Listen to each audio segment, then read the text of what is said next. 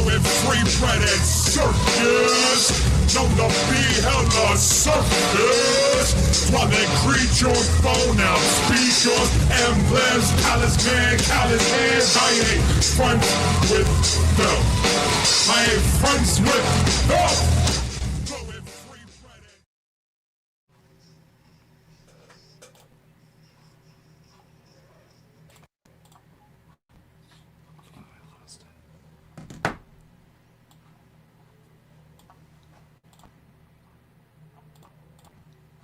Where did it go?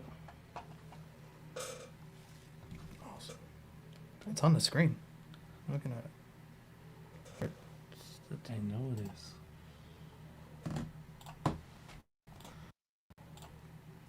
Yeah.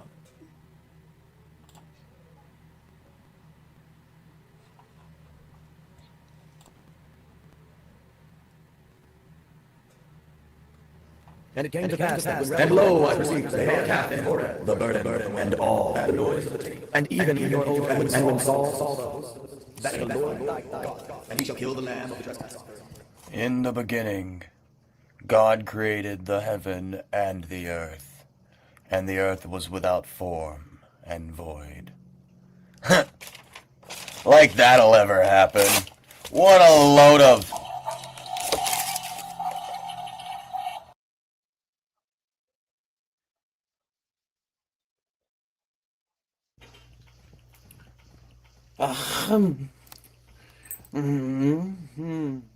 We are gathering here in this particular notice of the space-time continuum to bear witness to a linguistic impossibility. Bears wetness?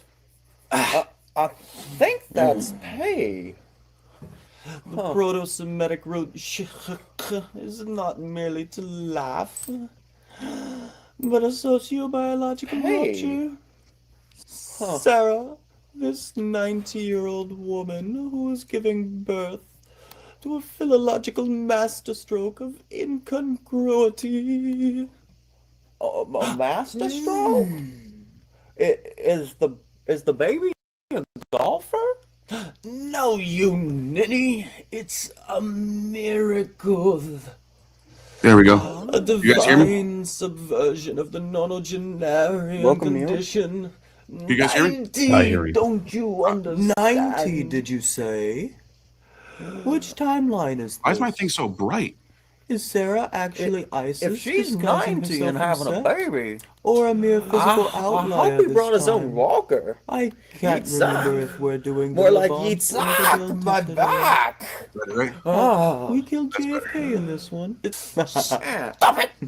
You're ruining the joke! We were discussing the intercessions of divine promise with The the hell is morphological this? conditions of Hebrew sibilance. Like sibilance. I love sibilance. My aunt had sibilance. I live in Ohio. Those are siblings! I am talking about the tzara, the hith, the kuf.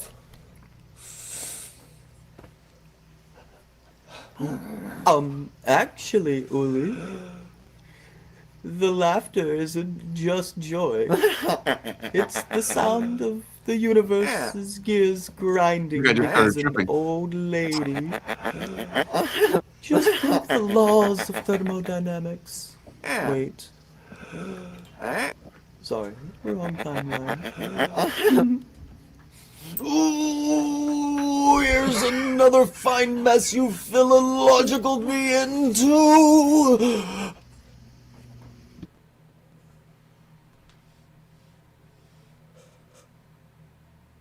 Job's lucky camel toes.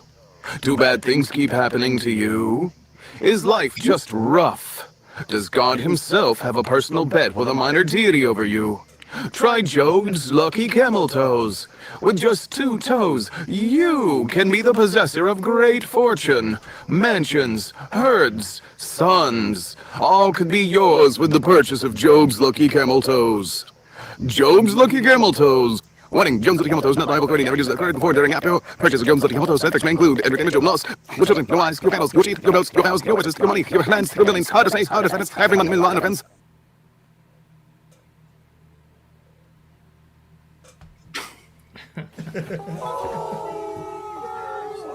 How do you know Elisha was a fan of Aramaic influence? Because he didn't just perform miracles, he performed translinguistic lexical shifts. Elisha walks into a bar in Damascus. The bartender asks, "Do you want a drink?" Elisha says, "No, I'm just here for the kateb." The bartender says, "Sorry, we don't serve Northwest Semitic deities after 10 p.m. I tried to tell a joke about Elisha's oil miracle in Samaria, but the audience didn't get it. I guess my isogloss was showing.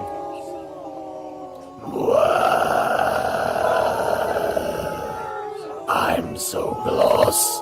The only thing with a shine on its head around here is you.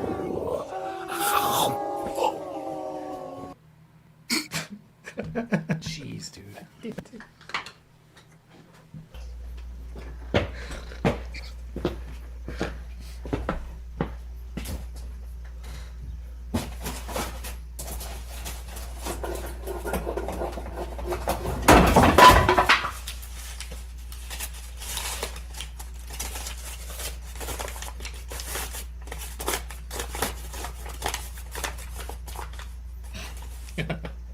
A bar walks into a thing and says, "I can't see a 1.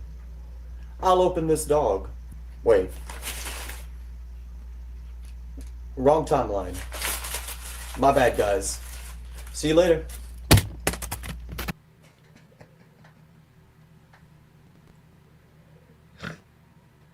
Has this ever happened to you? You're at the high place building an altar and suddenly it rains, ruining your sacrifice. Have you ever promised your family dinner and then couldn't produce a flame? Do you kinda just want to show up some local priests? Elijah's best kept secret quick campfire kit. Never hassle with a fire stick again. That's Elijah's best kept secret quick campfire kit for all your fire making needs. Elijah's best kept secret, not liable for burnt eyes, burnt ears, burnt bears, burnt noses, houses, barns, or fields burning, igniting, exploding, incinerating. That was good. That was good. That was a King's joke.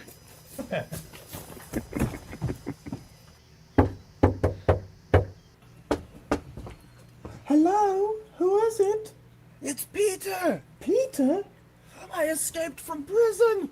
It's a miracle! It cannot be you. What? You're dead. No, I'm not! Yes, you are. I'm not! You're dead. I'm not dead! Rhoda, dear. Why, Mary? Who's at the door? It's Peter. He's a ghost. A ghost? Yes, you are. If I was a ghost, how could I do that anachronistic knock? What anachronistic knock? See? He really is dead. I'm not a Peter. ghost! It really is okay if you're a ghost. Ah!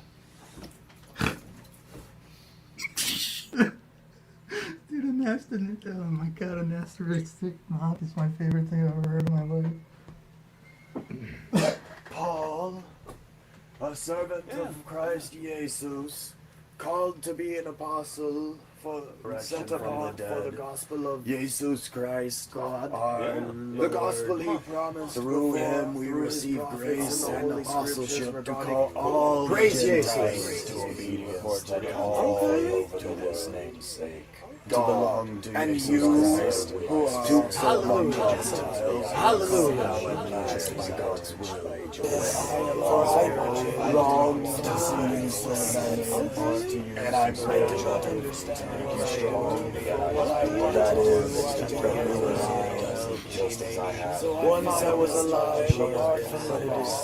Yeah. I found praise the Lord. Yeah, praise the Lord. I found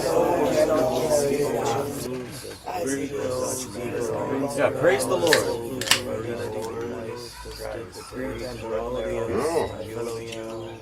fellow those in the household of Narcissus who were outstanding among the greet Rufina and to greet the light those women who were. But I want you to be one.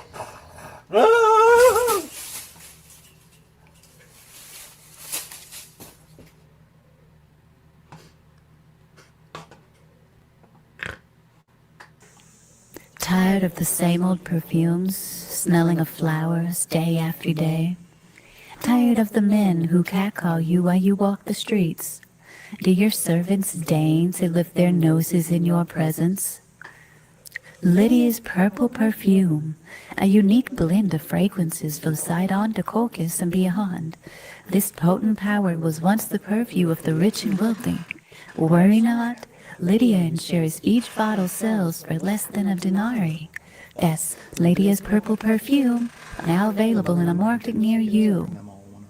Lydia's purple perfume, thinned off crude men with this Scythian secret.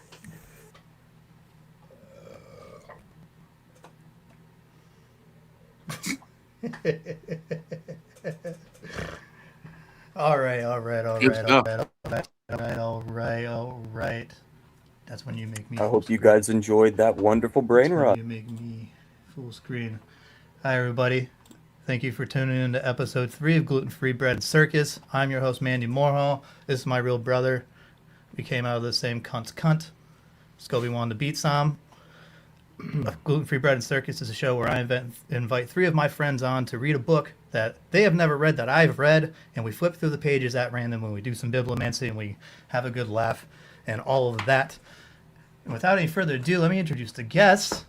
First up to the stage, that very serious moment was brought to you by the one and only satirical miracle himself, Sirius 21. That's when you make him full screen. So that later. Yeah, Sirius 21. Hell yeah, buddy. Thank you for that very serious moment. I'm glad you could enjoy it. It's a great tradition to start the show off with a very serious moment because after this it becomes very unserious. So, I appreciate you helping us out with that. You're very welcome. Next up to the stage, not in any particular order at all, the one and only Jacob Berman from History Valley. That's when you bring him up. Sorry, I do not have a nickname like the satirical miracle for you yet, but after we do a few of these, we'll come up with one. Somebody in the chat will probably come up with one as well, unless you have a preferred nickname that you would like me to use for you. But Jacob, how you doing, buddy? Thank you for joining the show. I'm good. Thank you for having me on. And how are you doing? Doing great. I know you don't know too much about how the show works, but I think we'll all catch on and have some fun over the next couple of hours here. Johnny, would you like to bring up our last guest, the one and only, the nasty? Oh God! Oh God! Oh God! What is Jesus doing? Gnostic informant. Oh.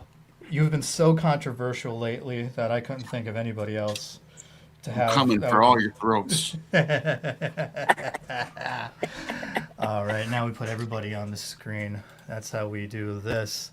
So guys, the way the show works is that I pick a book, like I said, that y'all haven't read yet, that I've read, that I think is interesting, maybe pertinent to some of y'all's research, and it's an under-researched topic. Tonight's book, we have, that's when you pull that up on the screen, The Many Faces of Biblical Humor. It's a compendium of the most delightful, romantic, humorous, ironic, sarcastic, and pathetically funny stories and statements in Scripture. It was written by this very, very interesting guy, Dr. David A. Peters. Interesting thing about this guy is he's not a biblical scholar. He's an expert in helicopters. But he's so well published in the field of helicopters that I have absolutely no idea why he wrote this book, because it stands out on his entire CV or whatever, where you go and look at all the things that he's done. And then there's this one little thing that sticks out like a sore thumb, and it's his book about biblical humor. Johnny, give me some. Scroll through the book a little bit. All right. Cool. so the way the show's gonna work, let's just kind of go to his preface here, and if you can make it full so we can kind of explain some of the stuff. I'm just kind of go over some of the stuff that's on screen here. Basically, the way this guy wrote this book is that as a writing exercise, as like a biblical study exercise, he went through and read the Bible like multiple times, and every time it made him laugh, every time it made him giggle, every time he found something humor in it, he wrote it down. And then over, however many times he did it, he had a 1,000 different examples of the humor that's in the Bible. And then he goes and takes a look at what other people throughout biblical scholars throughout history have written about it. And he goes, there's not a lot of stuff written about the humor in the Bible. So, he wrote this as like it basically starts off, if you want to go to the table of contents, right? Literally goes through the Bible in order, right? So from the Torah all the way down to Paul's letters, and pulls out examples of, funny one-liners, humor, examples of irony, things that are intended by the author to make the audience laugh, and then explains them in like plain language. The commentary is almost written at like a 6th grade reading level, so it's very much for a popular audience. And the sources that he cites in his preface, you can go through and take a look and research and find all the fancy schmancy. What's his name? David A. Peters, PhD. Tells you a little bit about him, where he's a professor at. He's a professor at St. Louis, the Washington University in St. Louis, and Professor of engineering, huh? Yeah. He has a degree in engineering, and he's How did he get into the Bible? He's a Baptist, and this is like a biblical study exercise. And this is a thing that he noticed, like he wasn't getting sufficient answers for when he was doing these exercise and reading. And, just wrote down, keeping a journal, and he found 1,000 examples of humor that's in the Bible, and then goes and researches what actual biblical scholars have to say, and finds, hey, I'm actually not too far off. Which is kind of similar to what I do, when I was looking at the Bible and stuff, and I found this book, and I pull out these examples as all the time, where I'll be talking to somebody and I go, oh well, you just gave that example, that's actually a joke, you missed the joke here, you go boom boom boom, and explain the joke to them.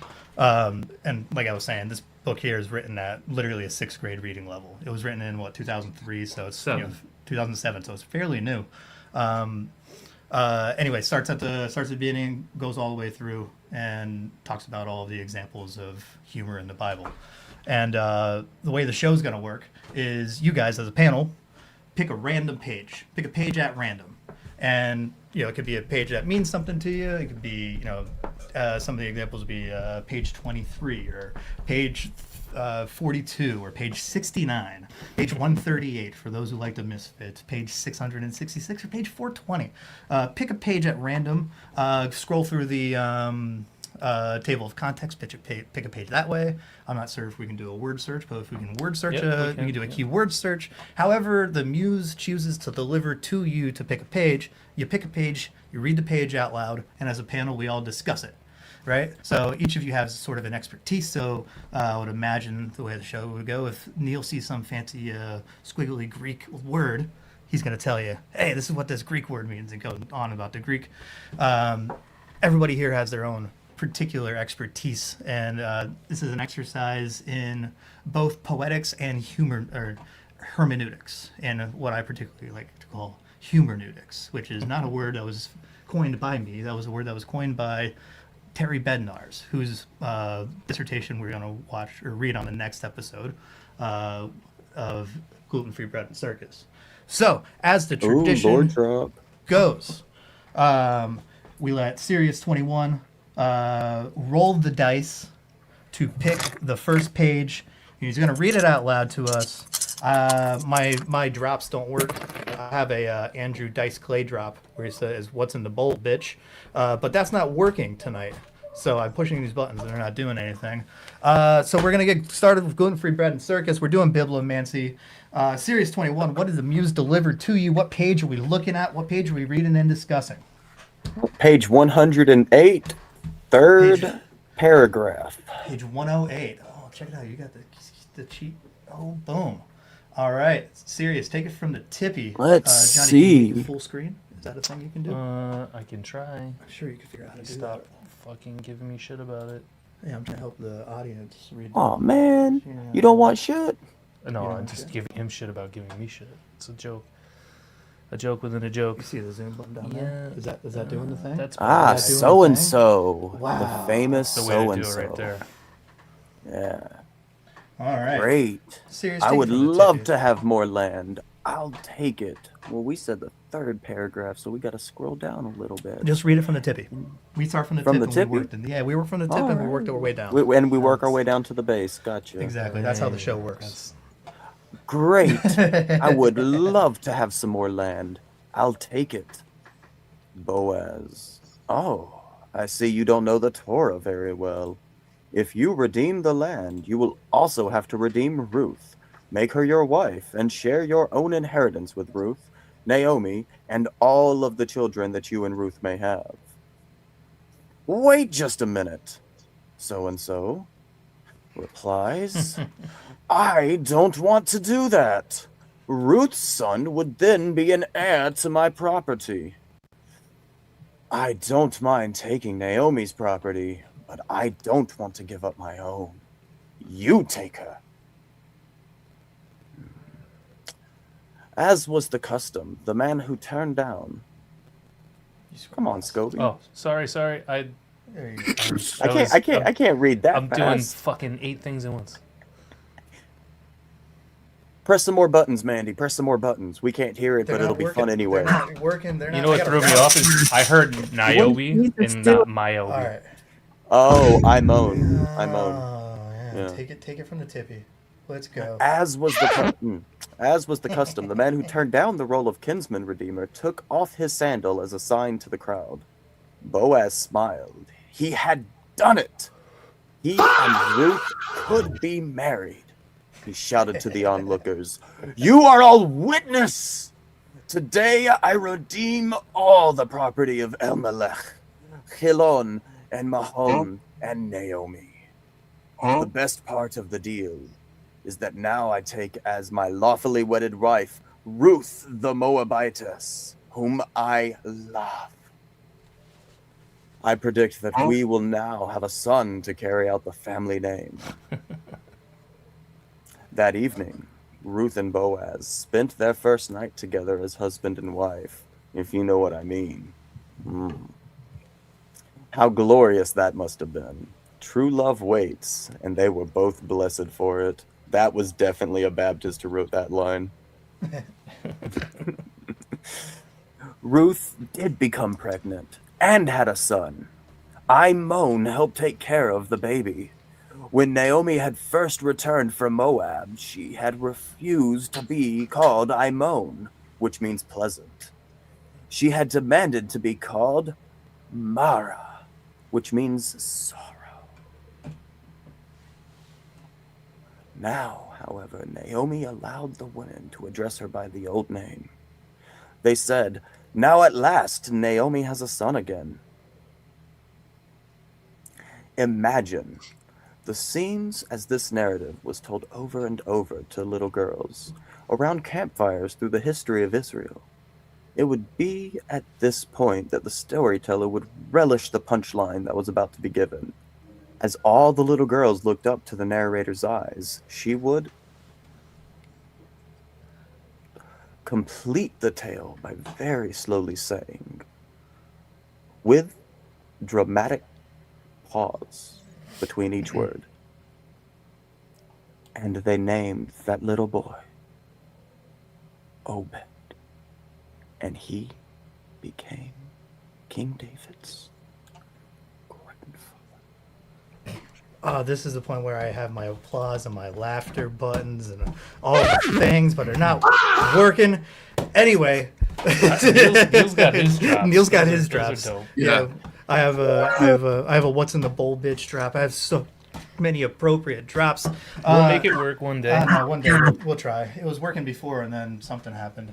Anyway, let's just take it from the round. Jacob, you're familiar with this passage that the Muse delivered? Anything jumping out at you? Like, do you have any previous experience about it? Did any the way you kind of put it with how Like this is how it would be dramatically told around a campfire. Anything about this resonate with you? What are your thoughts?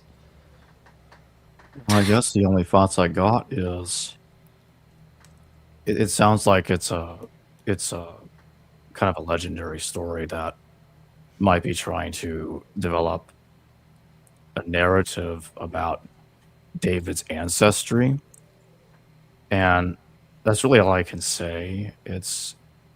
I think that we really can't know much about the historical David. I think there are some out there that even doubt if there even was a David. Right.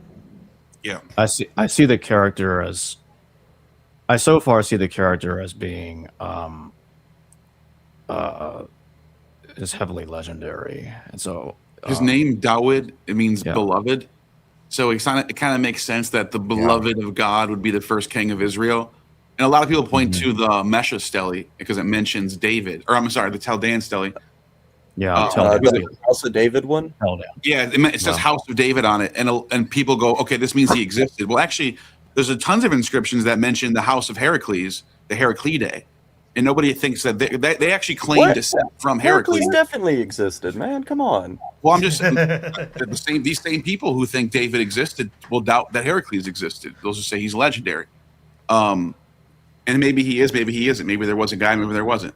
But the point I'm trying to make is, how are you going to say because there's one inscription that mentions we're from the house of David, and even this inscription is talking back to a progenitor of their race, like we're from the house of David, in the same sense that the Heraclidae and Alexander the Great was from this line, claiming descent from a progenitor being Heracles. So it's like on one hand, people are denying Heracles existed.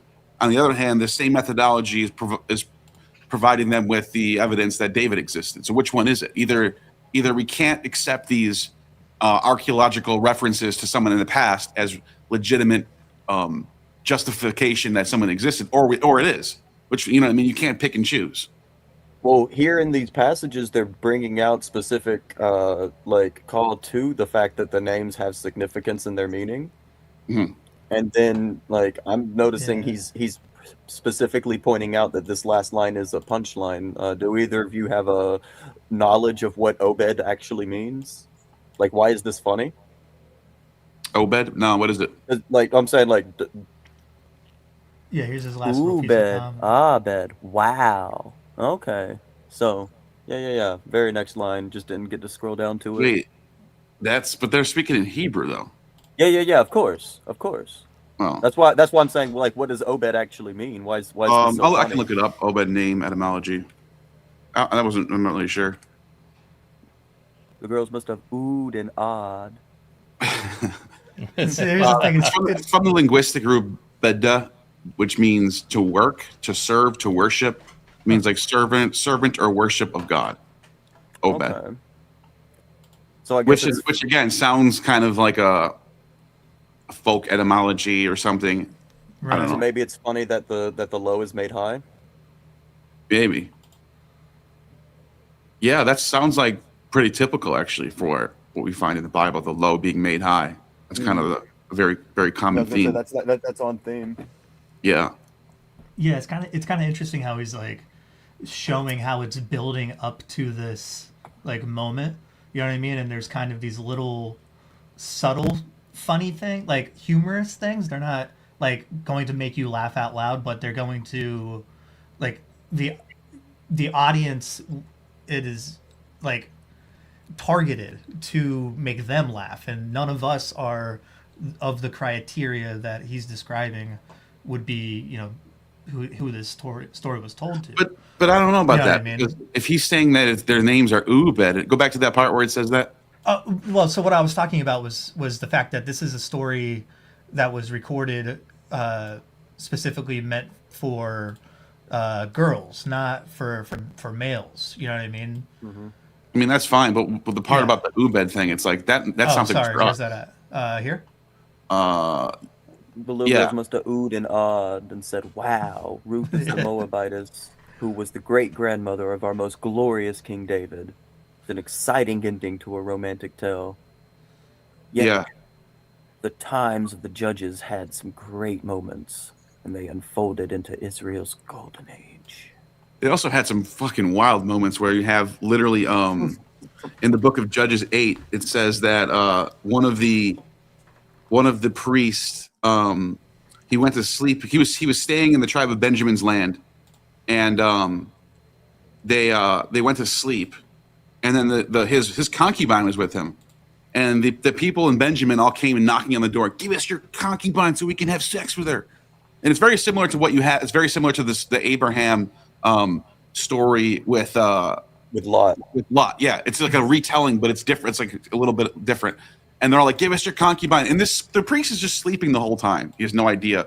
The people who own the house are like, "All right, here we go." They throw her outside, and they all gang rape her. And then the next morning, this priest wakes up. What a beautiful morning. He looks up.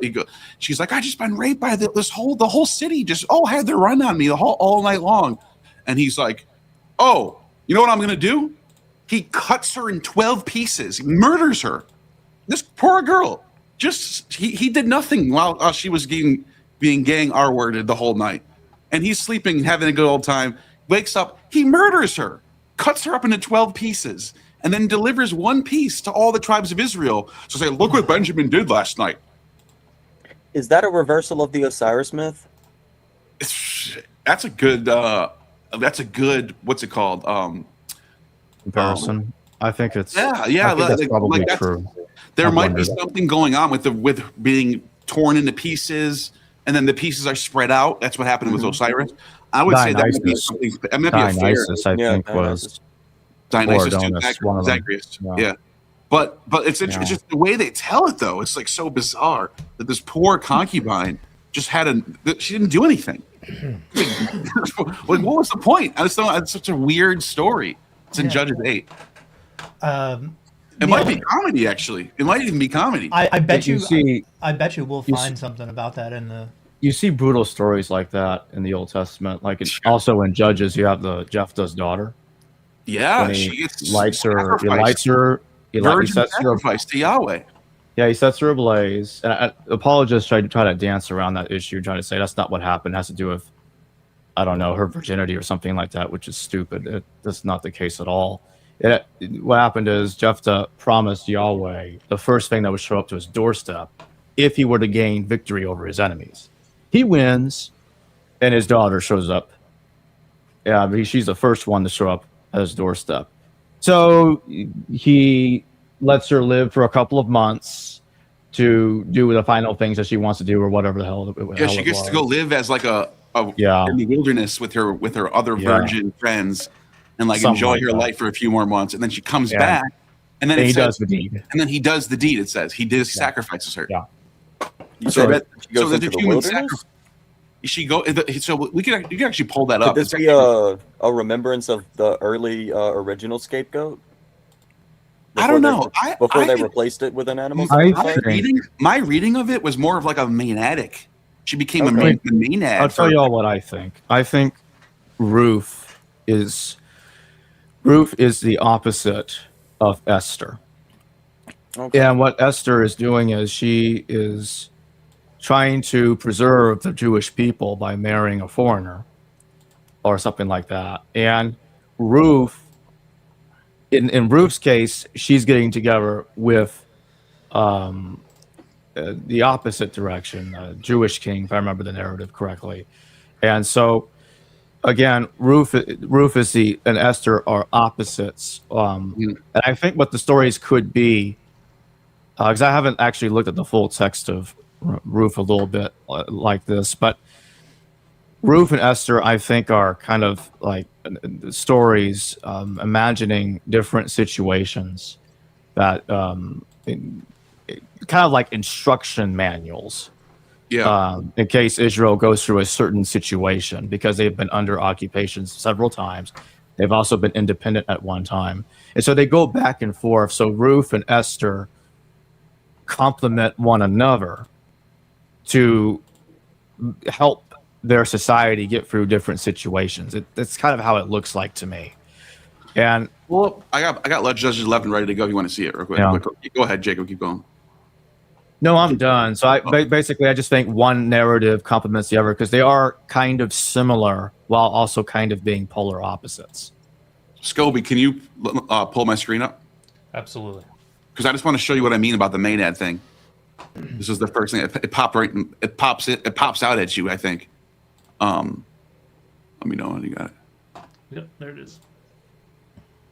I still see yours. Yeah, I got there you go. it. Yep, there we go. Yeah, you got it. Yeah, that is weird. It's weird how it does that. Let me correct So myself annoying. slightly. So she marries Boaz, an ancestor of King David. So I just kind of butchered out a little bit, but that's what I meant. So she doesn't actually marry a king. Yeah, so it starts off, it's saying Jephthah he's going to war with the Ammonites. And yeah. The news delivered that one. I'm gonna have to clip that one. So the elders of Gilead, they're like, all right, what are we going to do? We need something. Jephthah goes to God, to Yahweh. That's the Hebrew says Yahweh. In the Greek, depending on what version of the Greek, either says Yah-O, or if it's the later Bible that everyone knows today, it says Kurios, the Lord. And so he goes to the Lord, or Yahweh, whatever you want to call it, and he basically says, where is it? Where he says, I'll do anything. I'll sacrifice anything you want to win this war. Let's see, where is it? Spirit of the Lord came on Jephthah. He crossed Gilead, passed through, and Jephthah made a vow to the Lord, or it says Yahweh in Hebrew. If you give the Ammonites into my hands, whatever comes out of the door of my house to meet me when I return in triumph from the Ammonites will be the Lord's, Yahweh's sacrifice, burnt offering. I'm literally going to, whatever it is, any animal, any life, anything, whatever you show me, Yahweh. The next day he devastates, he was getting crushed. And then also the next day he destroys the Ammonites. So obviously Yahweh was like, deal, right? That's what the text is trying to tell you, deal. What happens though? All of a sudden Jephthah returns, and what comes and meet him but his daughter? And this is the Maynad part. She's dancing to the sound of timbrels. Mm-hmm. It's a Maynadic imagery. She was only a child, and except for her and had neither son nor daughter. She's a virgin. That's what that's saying. She's a virgin, and she's sort of a Maynadic free spirit dancing to the sound of timbrels. Right? When he saw her, he tore his clothes and cried, "Oh, my daughter, you brought me down, and I'm devastated. I've made a vow that I cannot break." And she says, by the way, this is actually, I can tell you 100% this is from Greek. I'll tell you why. My father, you have given your word to the Lord, to Yah-O, the Kurios. Do to me as you promised. Now, do you guys know where this happened before? Yeah, it's in the what's his face had to sacrifice his daughter for the Trojan War. Agamemnon. Yes. Agamemnon, exactly. What Iphigenia? And you can Iphigenia, yes. you can compare Goliath to Ajax. This is literally a retelling of the story of King Agamemnon, who's Jephthah here, and they use the word Jephthah because that's the word they use for like Japheth is the Greeks and the three sons of Noah. So you can see there's something. The author is trying to tell you. This is a legend from the Greeks, right? This is a Homeric legend. Yeah. I think that's my thoughts. And then this is exactly what Iphigenia does. Iphigenia, Agamemnon is crying and going, "No, my daughter, my only daughter." And she says, "Father, if you made a vow to Artemis, you need to keep this vow. I will go I will go willingly to the sacrifice." She does this. And then at the last second, there's different versions. In some versions, he does kill her, and then she gets brought up to the heavens. She's deified. She becomes a goddess. In other versions, right before he's about to kill her, there's an angel of Artemis, literally messenger, angelos, the word angel, comes and stops him, and then she takes Iphigenia and brings her to the temple of Artemis, where she becomes the high priest of Artemis for the rest of her life. So now that's interesting. What does this version decide to do? This version does. She says, "Grant me one request. Give me 2 months to roam the hills and weep with my friends." Now, what do Maenads do? Maenads, they dance to the sound of timbrels, as we already know she's doing early in the sets, and they dance around in the hills. They go to the wilderness. Neil, who do the Maenads worship? They worship Dionysus. All right, I got a drop for that one. Check this out. I don't hear it. Your drops aren't working, bro. Damn it. You can't hear it? No. Okay. But We're still trying to figure it out, man. The Iphigenia also similar to Isaac too. Damn it. Yes. So They're all sort of from a common source, and it says after 2 months now a lot of apologists will say this is proof that she didn't get sacrificed, and they don't read the next verse where it says after the 2 months she returns to her father, and he did the vow, and she was a virgin. So it's like, what? That's all right, but I'm just saying that's an interesting story. Yeah, I don't know where I was going with that. And for some reason now there's a genocide in Palestine. It's all makes perfect sense. Perfectly connects. Yeah.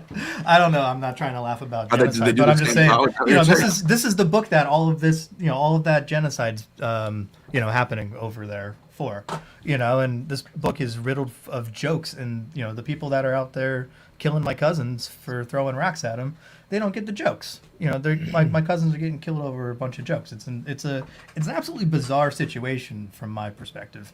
You know what I mean? And lots of fucked up shit has happened because of that book over the past fucking however many thousands of years.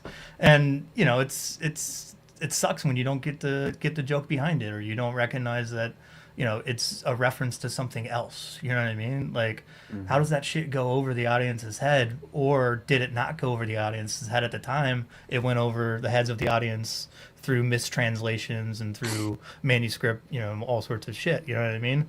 Like, at what point did we stop noticing that that's a direct reference to the Trojan stories? Like, are they trying to say that it came first? Because that's not plausible. You know what I mean? Like, it blows my mind. Another example would be Jonah and the Whale, right? The Jonah and the Whale story is written in the style of Menippean satire, right? Like, so it had to post-date Menippus, which was the 300s, right? So we have a date as to how early it could be. There's lots of people who have written about how Jonah is it's a parody of Jason and the Argonauts. So it had to, that's what its influence is. Jason and the Argonauts was influenced by previous stories, but the things that are particular to the Jason and the Argonauts story are what being parodied in the Jonah and the Whale story. So the example would be like the worm in Jonah and the Whale. It's a tiny little worm. That's the big snake in Jason and the Argonauts. So they took that and they shrunk it, right? That's the parody that's going on there. And that's just one example. There's tons of people who have written about Jonah and the Whale and Jason and the Argonauts. There is a lost version of, because we only have what comes down through Apollodorus and a few other sources. There's some sort of long epic of the Argonautica that we've lost. Because the reason why we know this, they're like, how do you know about a lost text? Because there's inscriptions and there's like artworks of Jason being halfway swallowed up in like some sort of giant sea creature, and it looks like Jonah. Some people thought it was Jonah when they first discovered this thing. Yeah, and they're like, oh, it's not Jonah, it's fucking Jason. Yeah, and they're like, well, what part of the Argonautica is this? And we don't know. Right. So that part of the Argonautica is not even in the ones we have. You know what I mean? Yeah, I think Jonah is probably based on Jason. It kind of looks like it, and probably on other heroes as well. What happened to Caleb? Yeah, I noticed he's gone. He disappeared. Oh, he said he had to run. He said in the private chat. Yeah. To go back to David, I think the late Russell Gomerican was right that the King Solomon is based on an Assyrian king, and I think that would also infer that David was as well, and that would explain why we don't have good evidence for a Judean King David, that is a reunited monarchy under David or whatever. But what we do have is that the earliest confirmed evidence of a monarch that was in control at all on the territory, I think, is King Omri. Before King Omri, we don't have solid proof for any kind of ruler at all. To me, it seems more and more like Omri is actually the progenitor not just of the Israeli monarchy, but even the Judean one. Actually, I think a case can be made. There's tons of physical proof for Omri's reign that people can point to. When it comes to David, there's literally just that rock that mentions his name. Like it's almost like it might as well just be another Bible verse. Like we don't know what to do with it. Like there's nothing about, like, there's no physical evidence that points to King David's reign or anything he did, or any other, even Egyptian sources or Hittite sources, or nobody mentioning it. So I don't know, man. I don't know about David. He might have existed. It just for some reason it's gone. Yeah, I wonder if David and the Teledan Steely could actually be a title for Omri himself, like Omri the Beloved. That's what a lot of scholars actually have been saying. That's in the you can see. I think. Okay. I think. I actually think Israel Finkelstein says this. Let me just check. I know it's on the Wikipedia page. Can I share my screen real quick? Of course. Well, while you pull it up, I'll say I'm not going to give too much away right now, but I have a paper in the works about what I think about the origin of the Torah and the Judean and Israelite monarchies.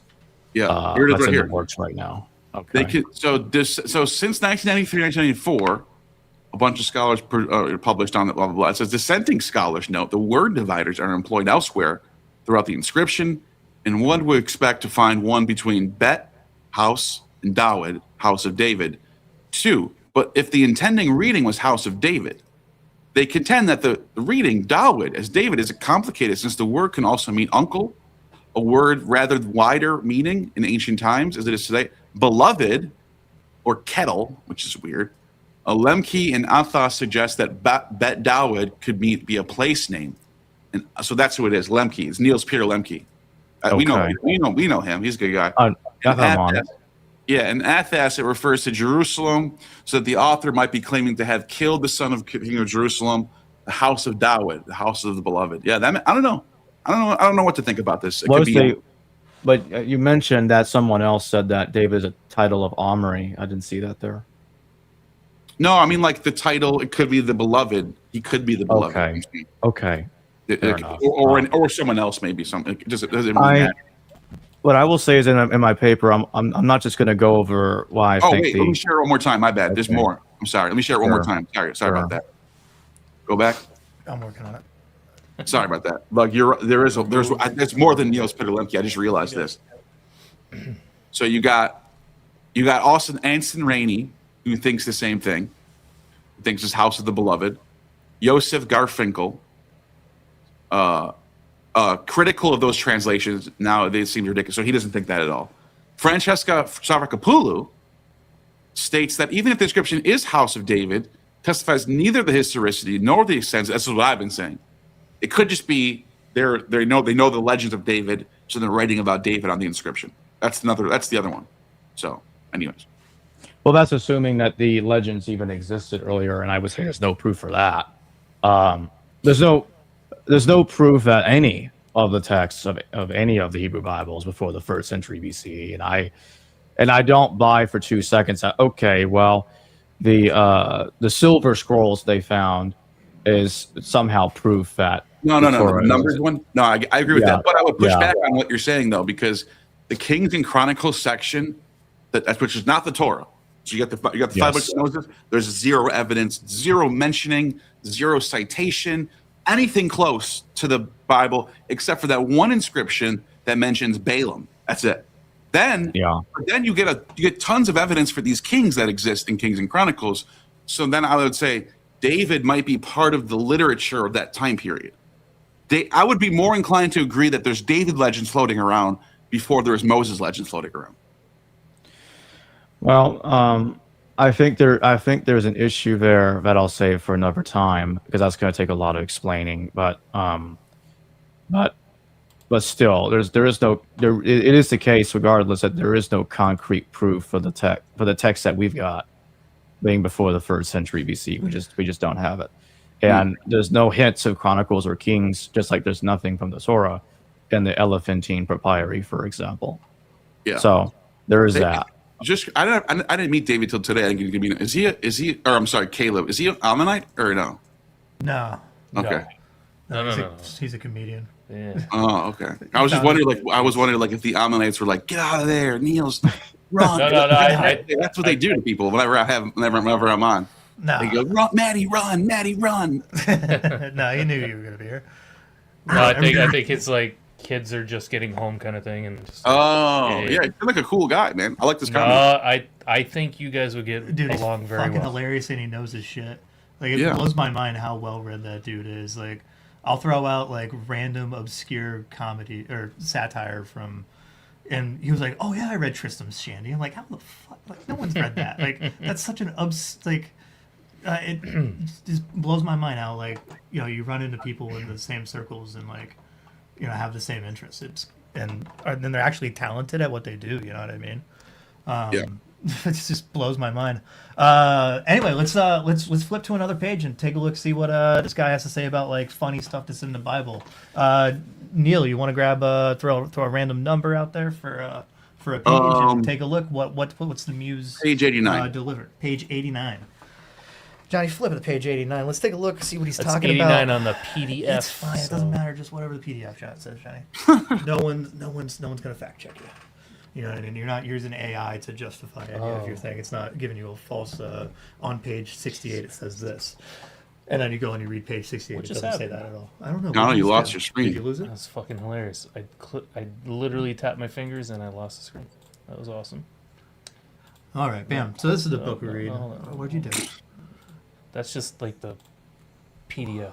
You're doing. I can't scroll through the. Hold on, dude. Will you calm down?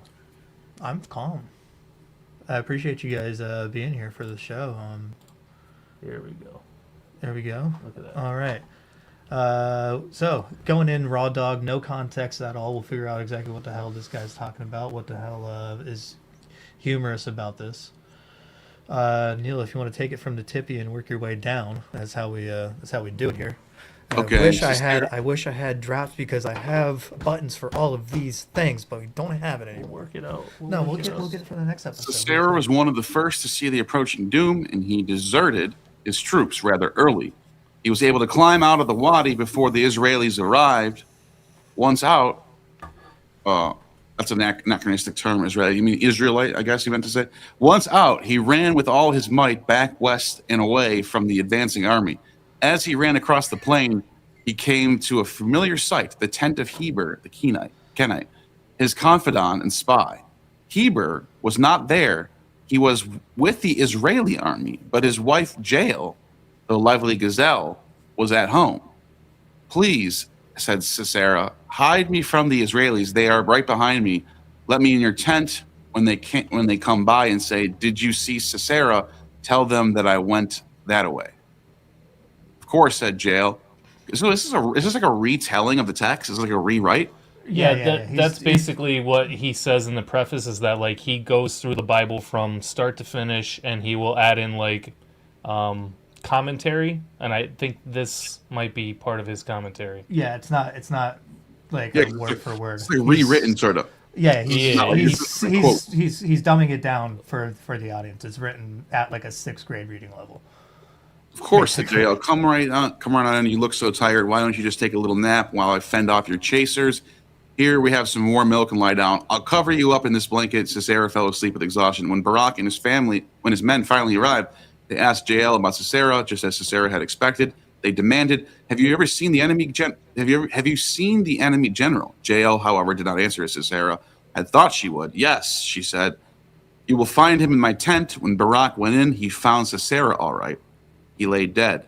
Jael had hammered a tent peg through his temple and into the ground while he slept. As Deborah had predicted, a woman received credit for the victory. Strengthened by this victory, the army marched into Hazor. You can see this is a retelling, or this is probably the original version of the story of what's her name, who defeats what's the girl who puts a tent peg through Judith. The book of Judith. It's in the Septuagint, or I think it's in the regular Bible actually, right? Judith? No, maybe it's Septuagint. They retold this story, but for the Assyrians instead of what tribe is that again? They're facing in not the Ammonites, the Gideonites. Yeah, something like that. Yeah, so this is his commentary here. Gives you a little more about the context of the humor he's saying. Deborah and Barak sang a song which speaks of Sisera's mother wondering why he's not yet home. Her damsels answer, he probably has captured many women and has placed a pretty red scarf around his neck.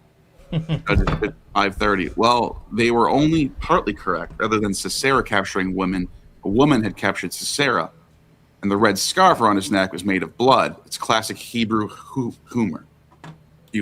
Huh. Let me just see. What is this? Judges what? 5-4. Judges 5-4? 4-5. Oh, Four. Judges. Oh, Judges 4. So Judges 5:30. Yeah.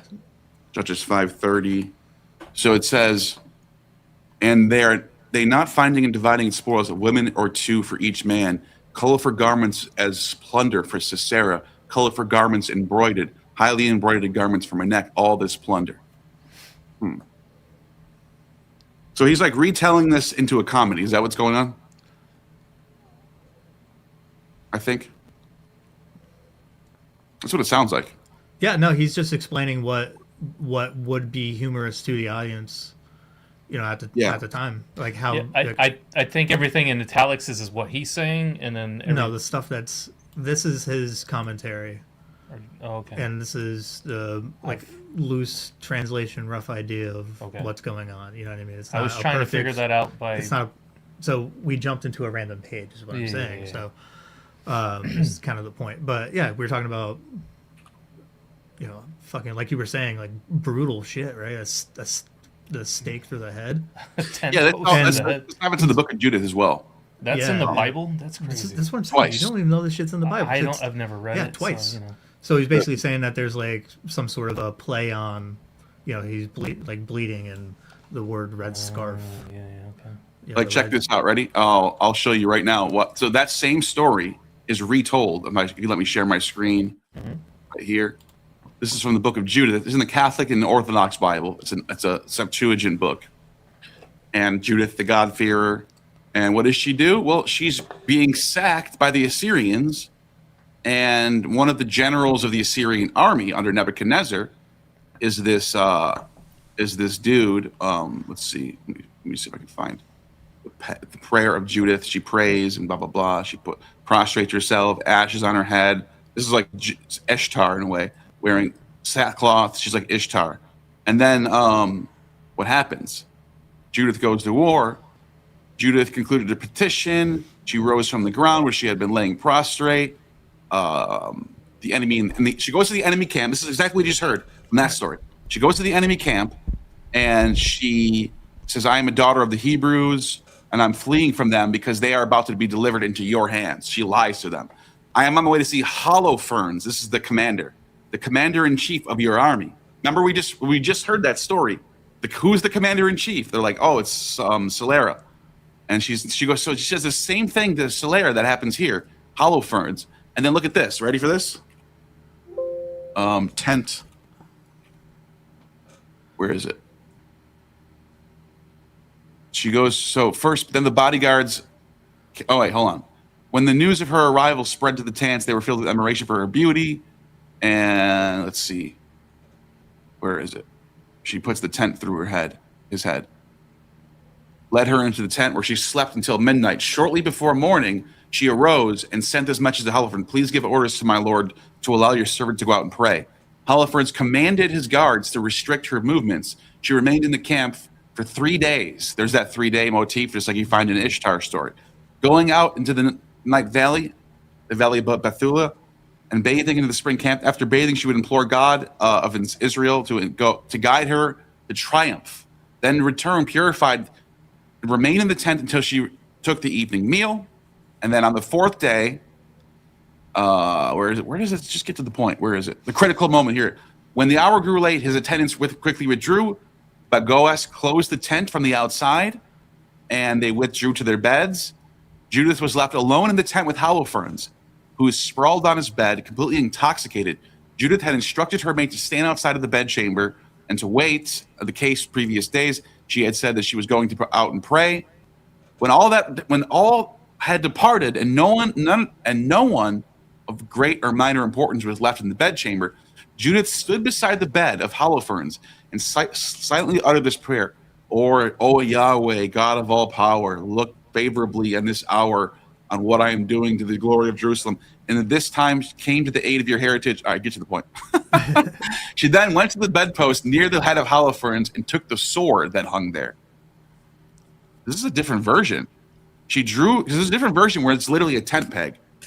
So this is a different version. She took the sword that was hung there. She drew close to his bed, grasped the hair of his head and said, give me strength, Lord of Israel. And then with all her might, she struck his head twice and cut off his head. Jeez, that's even. I mean, it's even almost more brutal. It's basically the very, very much the same story, though. Yeah, but I'm almost positive, Jacob. Isn't there a version where it's a 10 peg? It's what's a 10 peg? What? No, isn't Judith use a 10 peg in a different version? I'm not sure. Where are we? Huh? Which timeline are you talking about? Judith, when the Assyrians, this is in like the 600, this is like 600 BC. And this story is way later. This is like 300, this is like 200 BC when this is written, but it's backdating itself. And it's the version of I'm almost positive there's a version where Judith uses a tent peg to kill him, but this version I read here, she uses a sword. So I don't know. I mean, it's possible you're Oh, here it is right here. Mixing once the two. Once Holofernes, I looked it up. Once Holofernes is incapacitated, Judith performs the act which is famous. She takes Holofernes' own sword, but it is the tent peg, often described in the narrative as the heavy wooden mallet or stake she used for securing the camp. Okay, there's the parallel. And it even says the typology. Judith versus JL, the one we just listened to, is a type. Yeah. It's a mimesis. The Bible uses mimesis in its own stories. Exactly, it's self-referential. It's not Greek mimesis; it's also Jewish mimesis. You know they're referencing themselves. Exactly. So the audience would be familiar with.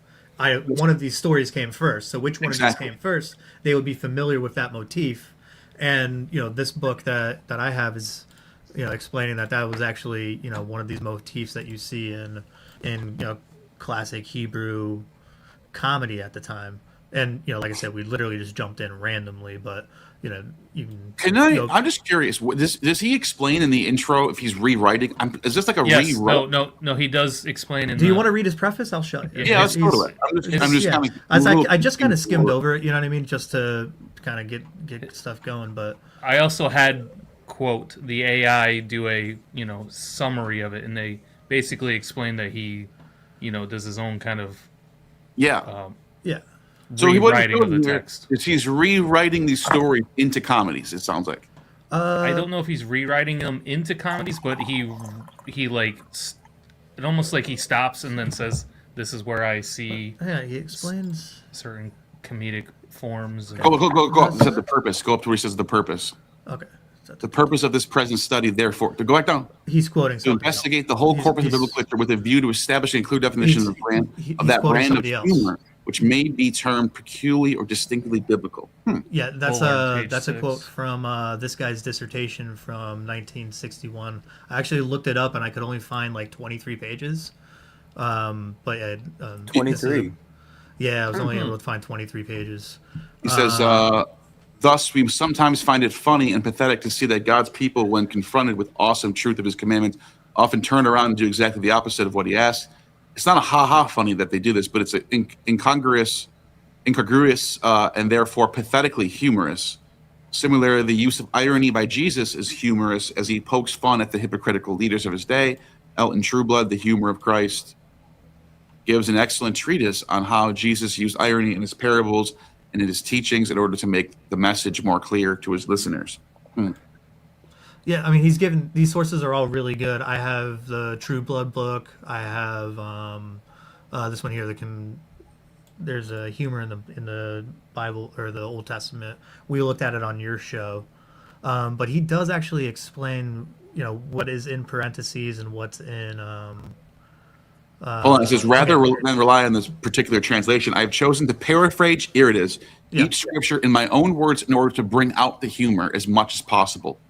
In telling the stories from Scripture, I take further license to and recount them in very loose paraphrases, often adding some conjecture. I occasionally meld parallel accounts from different parts of the Scripture into a single story, like Kings and Chronicles or accounts from different gospel writers. I trust that this helps bring those stories. So yeah, he's rewriting it. Yeah, he's doing it for a purpose, and the purpose is to show you what is humorous in the text. So, but I think his intent is like a side by side, like you're reading his and then the Bible also. It's an interesting exercise in like the poetics of the humor, right? There's and then the stuff that, and then the interpretation, which are two kind of separate things that are going on simultaneously. So he's like explaining the joke and then interpreting the joke at the same time. So he's sort of showing you how like the jokes are structured in the text, and a lot of the joke archetypes and like structure repeats throughout it. You know what I mean? And we just identified how there's two stories that are almost the exact same. And he's saying that one of them is structured as a classic Greek or classic Hebrew comedy. Yeah, I mean, I don't know. Interesting stuff. I don't know if I totally buy it that the whole. But the thing is that comedy. But I do think. Well, no. The thing is that he's not saying the whole thing is comedy. Comedic elements for sure. Exactly, and what he's doing is an exercise in extracting the comedic elements, and you can go through, like the Strublad book is worth reading. Like if you haven't read it, this book up here. Who's Elton Strublad? Yeah, can you go back? That was give him a Google. I don't know a lot about him personally, but I've read the book, The Humor of Christ. It's really good. I have it on my phone. I have the PDF on my phone. Would.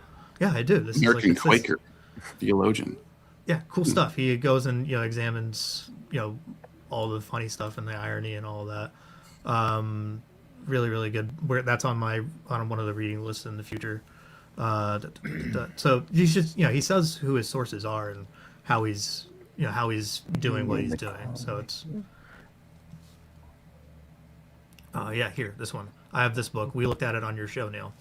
The humor comic. Yeah, that's the book that was basically saying. Yeah.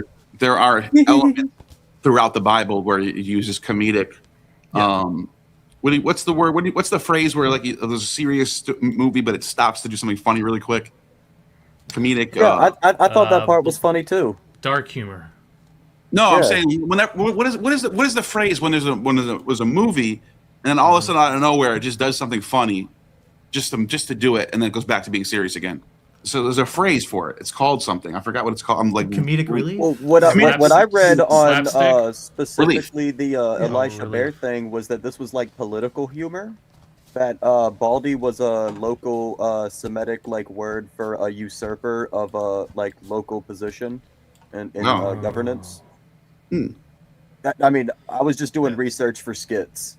I think he mentions that actually in this book where he says like that's a classic example of calling the old person Baldy, and then the kids are making fun of him, and then he says, "Yeah, that's sorry, one of the." I've never read the Bible, so I think he says Job. I think it's Job. Well, Johnny, do you want to read a page out loud? I'll do a keyword search with Baldy. You're gonna bring me back to middle school and embarrass me? I wasn't trying to. I was just trying to see if you're Bacchic enough. No, hell yeah, I'm not.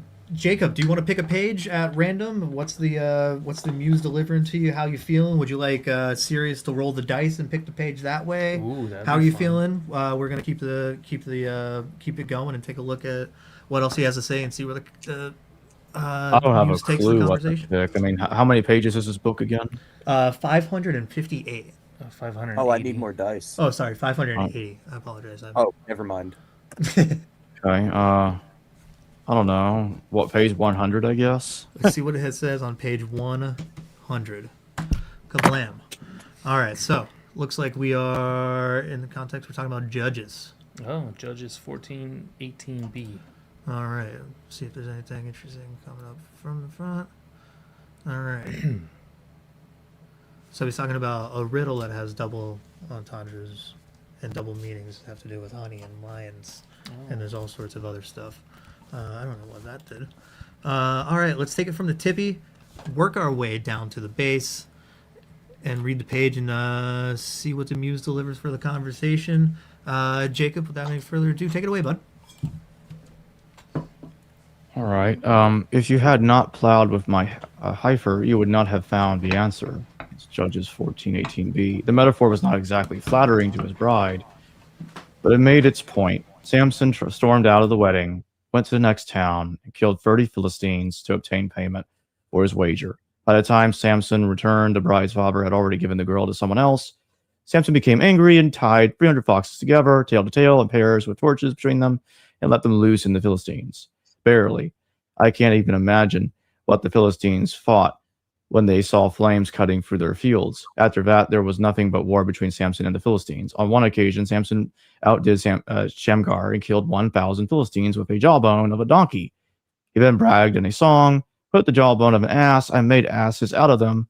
Of a jawbone of a donkey, I have slain 1,000 men." Judges 15:16. Another time, as he visited a prostitute, his enemies barred and locked the gates of the city.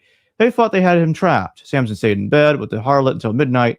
He arose and walked down to the gates, ripped them off their hinges, and lifted them up on his shoulders. He then carried them off to the top of a nearby hill. Can you imagine the Philistines' surprise when they discovered that the gates were gone?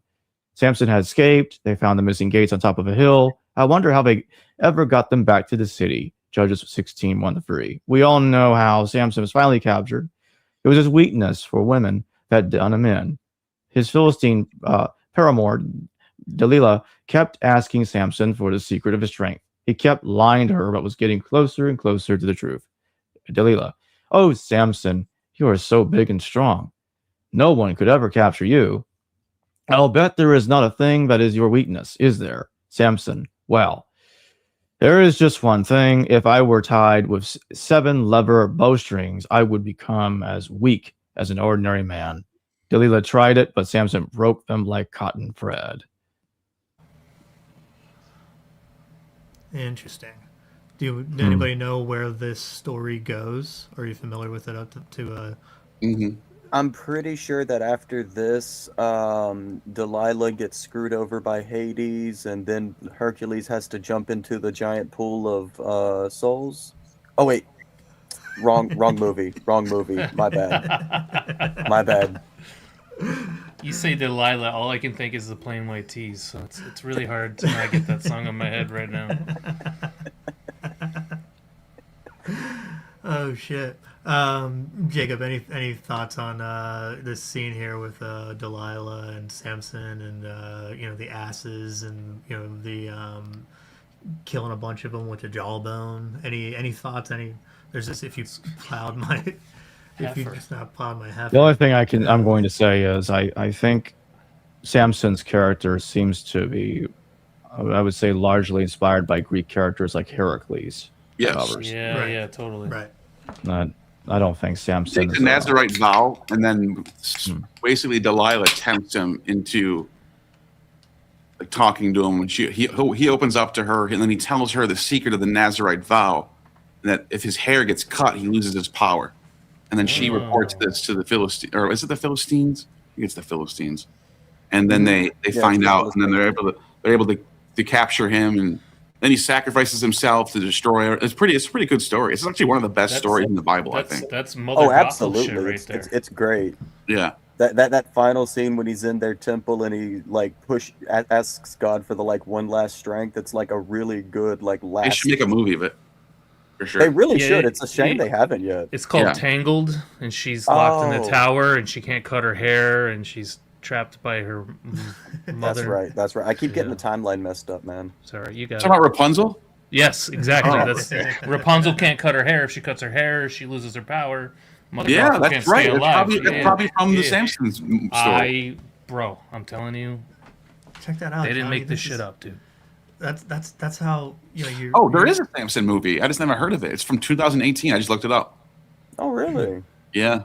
And it looks well produced too. It looks like a legitimate. He's got 4 out of 10 stars though.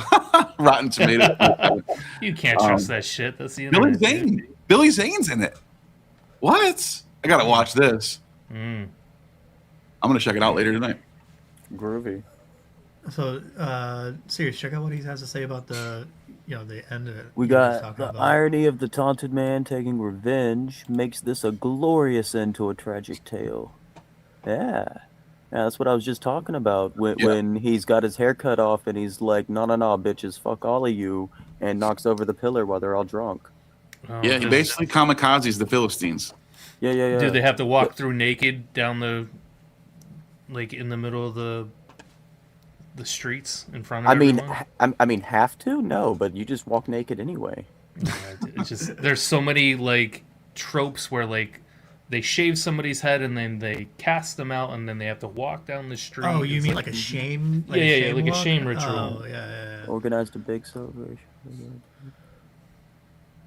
Yeah, Samson has a lot of proto-Christ imagery too. I mean, he's from the line of David. He's got Right.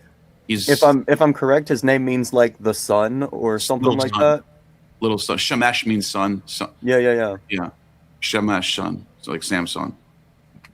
His name means little son. Yeah, it's like a diminutive in Hebrew. So it means like son, but with the diminutive on it. God damn it! Now I'm just gonna have to write a story about how he was a dwarf too.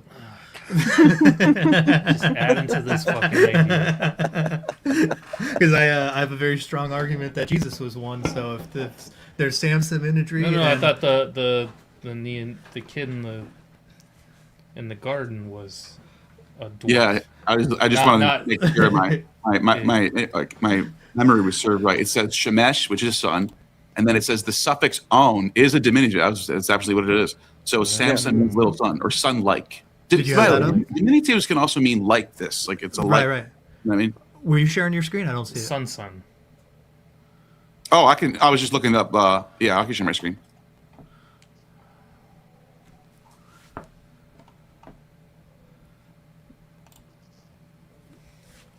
So it's a diminutive. That's fun.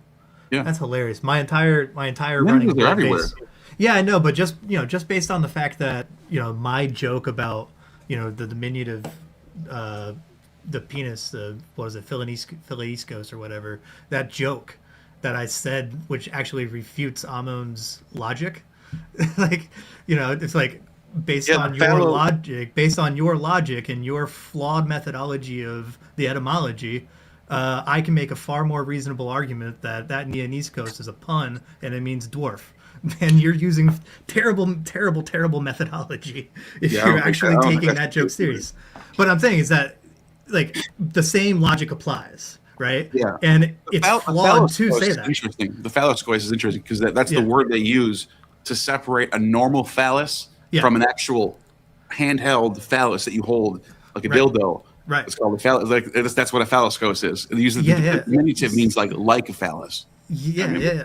So if that logic applies, which it doesn't, and I knew it doesn't, that's why I'm trolling and putting out all of these snares and traps every fucking community I go into.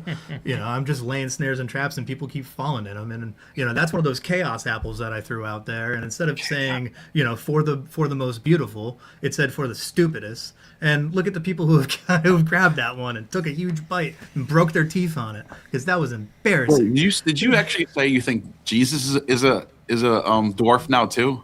There's lots of people that actually make that argument. There was a guy who wrote a paper about it in 1926. Cool. Really, really, really interesting. And then there's a guy who wrote a paper. What's the argument? So remember our conversation recently about the dwarf that was in the tree? What's his name? It's not a dwarf though. It's just like short guy. So people have. Doesn't say dwarf. I know, but people have actually made that argument that sure, it is I'm sure. and everyone's made an argument for something. I know, but structurally, a dwarf in that character makes sense for the humor and the comic relief and all of that. So there's lots of people that have explained why that character would be there, and would be that. And if they're a Danny DeVito, it's still funny if he's just short. But I'm saying if it's Danny DeVito, you know what I mean? Seinfeld, he's not a dwarf, but he's funny because he's got a short guy. You know what I mean? So he doesn't have to be a dwarf necessarily to be funny. It can just be funny. It is the shortness. It's the short stature. Yeah. Exactly. It's the short stature that and if you take it as a intentional satirical moment, like I do, it's I'm saying that person is actually a dwarf. But this guy, there's another guy. His last name is Soon, Soon. He also wrote an article, I think it was in 2023, going into how the Greek is ambiguous about who was being looked at in the treat. So who was actually short? Right? What about so, Jesus, though? What was that? What about So the I thought argument? Jesus. Okay, so basically, what the every time argument about is Jesus. that the argument is that the Greek is ambiguous about who is short. So the way that it's written, it could be interpreted as Zagreus climbed the tree because Zagreus was short and wanted to see Jesus, or it can be read as Zagreus climbed the tree because Jesus was short. And he makes a really, and also just trust me, I sent this to Cross Bible. I said, dude, there has to be a way in the Greek. I'm saying, like, if you want to go into that article, we can do it some other time because it's actually really, really interesting. I'll send it to you. I'll send you the one from 1926 and the one from 2023. Really, really interesting. It goes into, how, it argues that Jesus was. But they have short. the Greeks have 2 words for dwarf. They have nanos. No, so he doesn't. He's not saying dwarf. I'm saying, and that's me being satirical. But there's actually people saying Jesus was short, right? And the way that the Greek is ambiguous, people have interpreted it as Zagreus. Is that the name? Zagreus? Zacchaeus. Zacchaeus, yeah. Zacchaeus being short, so he had to climb the tree. Well, that's what the text says. It's not ambiguous. The text says Zacchaeus is short. It doesn't say Jesus is short. So here's the thing: it's a textual critical argument where he's comparing manuscripts and stuff and taking a look at all of it. Actually, it's a way more in-depth argument than what I'm giving to you, because we can do it together and like sit down and go over, because it's really, really, really fun. And I've sent it to a couple people and they say, yeah, I mean, I don't know. We got a comment that says Jesus was a short king. So. Yeah, there's an article. There's an article. 5'5". Yeah, there's an article that says Jesus was a short king. If you want to pull that one up, Neil, if you want to Google where Jesus was a short king, you pull it up. I know there's an article for every argument you could think of. Yeah, but it goes over this guy's. But it goes over this. It goes over this guy's like actual like. What I care about is what the Greek says. Yeah. So this guy makes an argument for what the Greek says, and I don't have the skills. What I'm saying is that take a look at what this guy's argument about the Greek and about how it's ambiguous and can be interpreted as Jesus being the short. Pull it up. I'm interested now. What's that? Pull it up. I want to see. Can you got it? I don't know how to look it up. What's your article? Yeah, man. Well, I'm saying, which screen, Johnny? Which screen do I Google? And so that you can share the screen. Do you want to run Look, if I go to Luke right now, and we can look at what the Greek says, it literally says it's Luke 19, right? Where Zacchaeus is in there, I think. Yeah, let me see. I might be wrong. While you go find it, I'll just say real fast that even if I don't buy it, but even if the text said that, we're talking about the Gospels here. The Gospels say all kinds of things, and they conflict with one another. Sometimes they can conflict with themselves in the same text. So Zacchaeus, look at this. Are you sharing my screen? Yeah. Whose screen are we sharing? Okay, there. Zacchaeus stood up and said, "Look, the Lord, I give him." Oh wait, this is before this, right? Jesus entered Jericho, and he was a tax collector. He was wealthy. Not a child, by the way. Just everyone's very we understand that. He's a tax collector and he's wealthy. He's not a little kid. He wanted to see Jesus because he was short. Now let's see. Let's look at the word. It says esteem and uk edunato apo tu oklu. That's not the phrase. It's actually backwards. It's right here. Hotite hekikia mikros.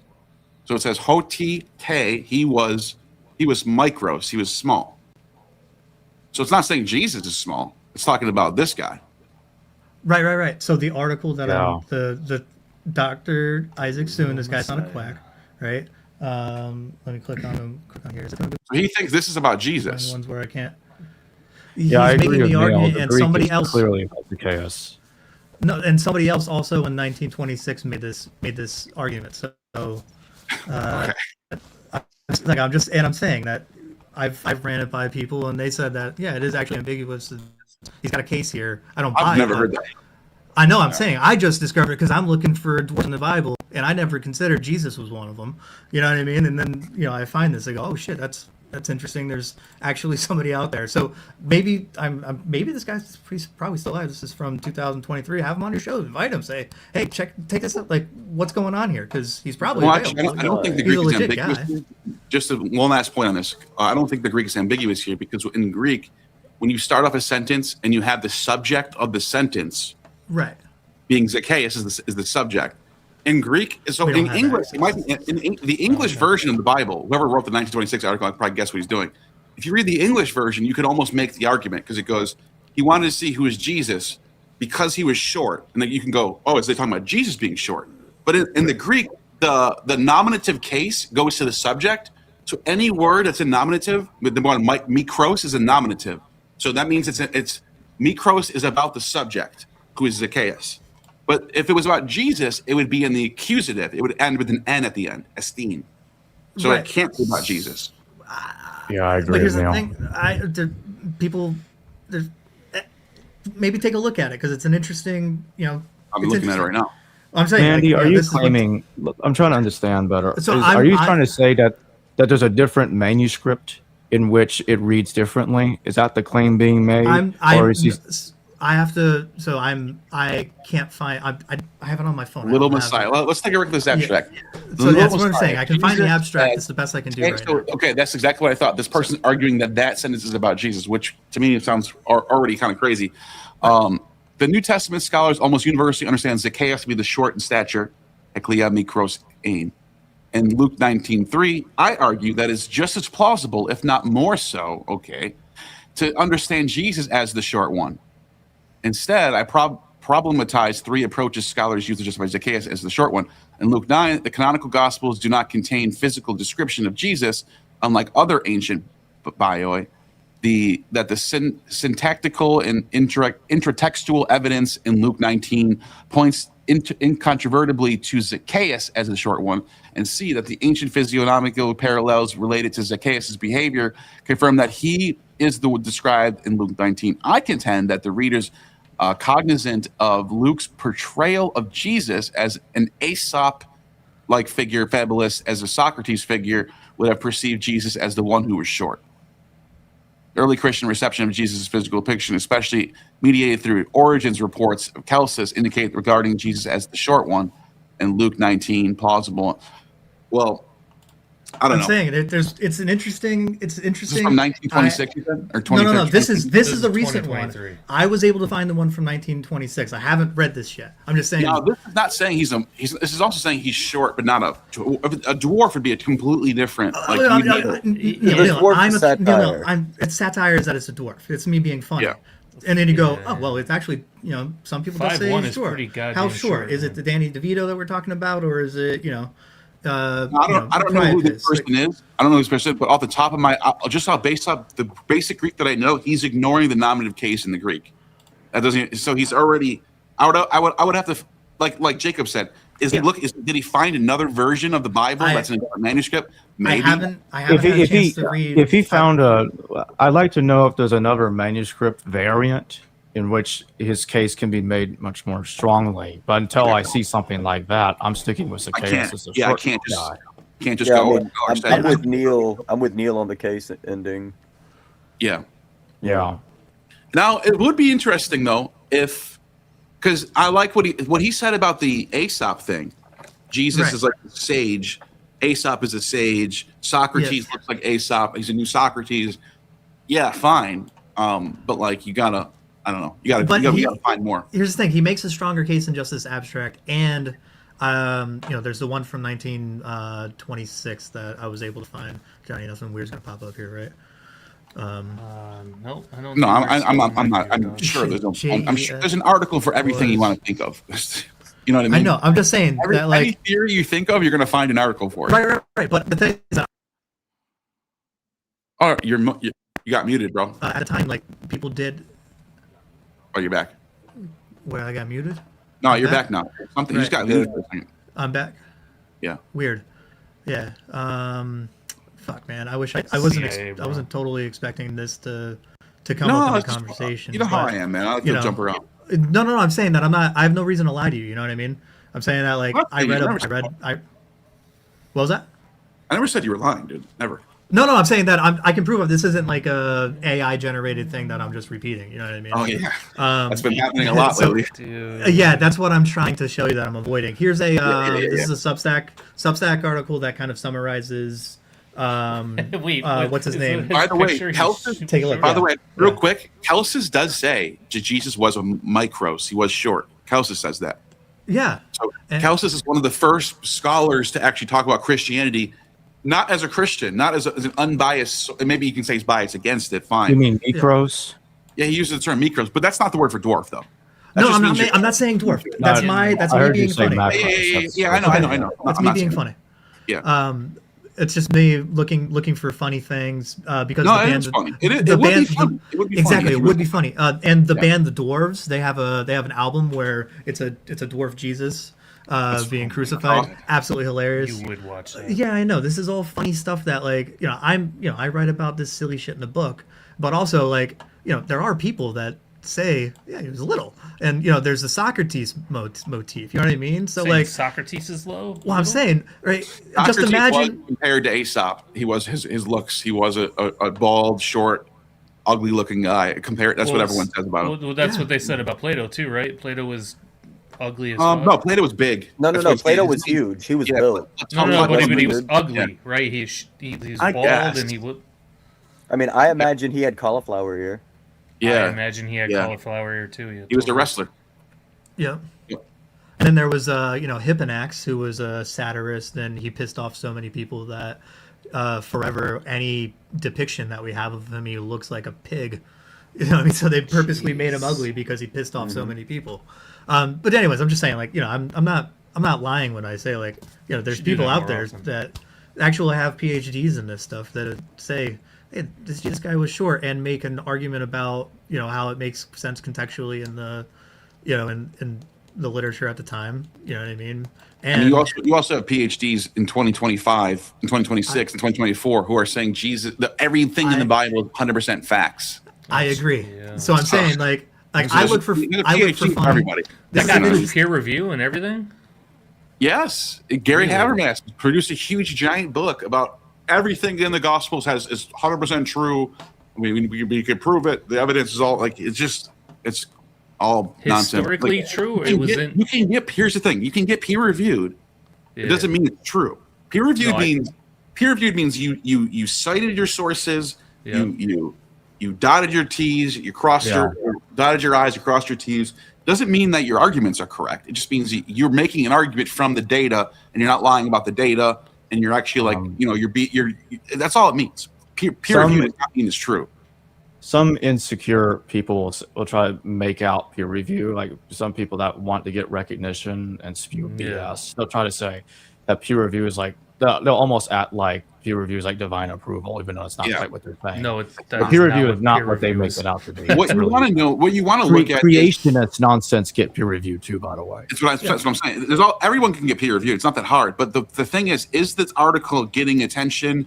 What is the reviews of it? What are other people who are experts in these fields saying? And what do we think? Does the argument make sense to me, to you? Right? But the thing, I haven't been able. I haven't had a chance to down. I don't have access to this journal, so I can't I can't download it. But I found the one from 1926, and it's interesting. And then from it, it's like when they start talking about the Greek and all that, I go, I don't know. But when they start talking about Socrates and and that stuff, I go, oh, okay, yeah, it's interesting. Like they talked about him being short, and his shortness was part of the entire reason that people listened to him and as an orator. You know what I mean? And the book that we were reading tonight, when they go on to talk about Paul, they talk about how Paul, when he changes his name from Saul to Paul, he's identifying his shortness, right? Because Paul means short, and the shortness is part of the that particular trope, that motif that people for whatever reason listen to a short guy, Danny DeVito up there yapping and bapping and going on long tangents. You know what I mean? One of the things about Paul is that he went on diatribes. I think one of them was 9 hours long. And they took a break in the middle and then went on for 4 more hours or something. It's 5 hours and then took a break and then went on for 4 more. You know what I mean? That's classic cynic diatribe. The point is, how long can you go? You know what I mean? So you could do that. Well, yeah, I could go on for 9 hours. That would be fun. But that's part of the the writing style that's going on in that time. And cynics were known for their satire and their humor and stuff. So sure. This book goes on to explain how Jesus uses those cynic tropes and those expected cynic motifs and the formulation of the jokes. You know what I mean? Well, I would say there's elements of that for sure. Yeah. For sure. You have elements of satirical, even sometimes comedic, tragic, stuff that you'd find in a play. There's elements of that in the Gospels, 100%. I don't think anyone disagrees with that. But I think the thing people would contest is that is Mark a comedy? Is Luke a satire? I think that would be a little bit like, okay, I don't know if that's. Well, so Mark is a comedy. We're getting too simple with it. Well, Mark is a comedy structurally. So I was, there's Northrop Frye. He identifies the 3-part U-shaped structure and the inverted U for comedies, and people apply them to the Old Testament. They've applied them to Mark, and Mark follows that U-shaped comedy structure. Comedy doesn't mean humorous. Comedy is a structure. Tragedy is a structure. You can have comedic tragedies. Like, you have all sorts of funny elements in tragedy, but they're a tragedy because of the structure and the story arcs and the way that that stuff it's structured. And you can tell the difference. You can tell when things were added to stories because they throw off the structure.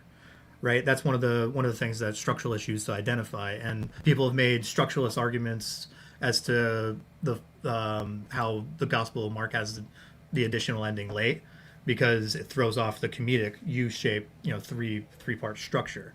If you want to take a look at Northrop Frye, he wrote a classic book that I can't remember the name of, and Johnny's throwing off where exactly I'm googling stuff. What's his name? Northrop. No, I understand. There's a scholar for everything. I'm not denying that. I just don't know how convincing. I don't know how convincing. Well, the thing is that Northrop Frye is not like just a scholar. Northrop Frye is like the leading guy when it comes to structure. He's like one of the most influential structuralists that literally everybody cites Northrop Frye when they're making a structuralist argument. Regardless if somebody is the leading of whatever the hell they're the leading figure of, that does not change the quality of the evidence. I just want to throw it out there. No, I'm not denying. And he probably has a good reason for his. He thinks there's a structure or whatever. I mean, fine. I mean, maybe there is. The thing is that what Northrop Frye did was lay the groundwork for structuralism to how to identify, a text being a comedy or a text being a tragedy. Like, what are those structuralist elements? The structuralist element of something being a comedy is a 3-part U structure. That 3-part U structure is used all throughout the Old Testament and throughout the New Testament, specifically in the Gospel of Mark. The Gospel of Mark has that 3-part U structure. You can, there's have applied this structuralist methodology. What he did was built the methodology for formulating these arguments structurally, right? And there's all sorts of people who are structuralists that formulate their arguments, and they're the reason that they're compelling is because they use Northrop Frye's framework, right? There's you can take a look at all of Aristophanes and you go, yeah, it has this U-shaped arc, boom, boom, boom, boom, boom. You can take a look at any tragedy throughout time. It has that 5-part triangle shaped structure. What's the name of the book that he does it? It's the Anatomy of Criticism. I hear from 58. 57, whatever. He explains the structuralist criticism. I'm reading AI and I don't want to do that. Because I don't want to be I don't want to seem like I'm not mistaken. No, isn't Frye basically just saying it's not a comedy per se, but it has elements of comedy? Frye doesn't make the argument about Mark. People use Frye's methodology and his structuralist methodology that is basically standard, right? It's not like this is crackpot stuff. This is, he developed a methodology and people use it to make structuralist arguments. When they apply his methodology and his analytics to the Gospel of Mark. So it's not Frye saying this then? No. Frye made the framework of right, how to identify. Frye's not saying anything about Mark, you're saying? No. Frye doesn't make an argument about Mark. Okay. Lots of scholars have used Frye's methodology to apply to the Bible and identify the structuralist argument for Who's Mark. that? Let me pull it up here. It's the East Coast web. Just taking a look. I'm going to show you. Was it web dictionary? The dictionary. I hate doing this shit live because it makes me look like a fucking idiot. No, I'm just curious. I just want to know what. I'm showing you how to find the. I'm showing you where to find it, so you know that I'm not making this up. It's this one here. This is the article, "The Comic Framework of Mark's Passion."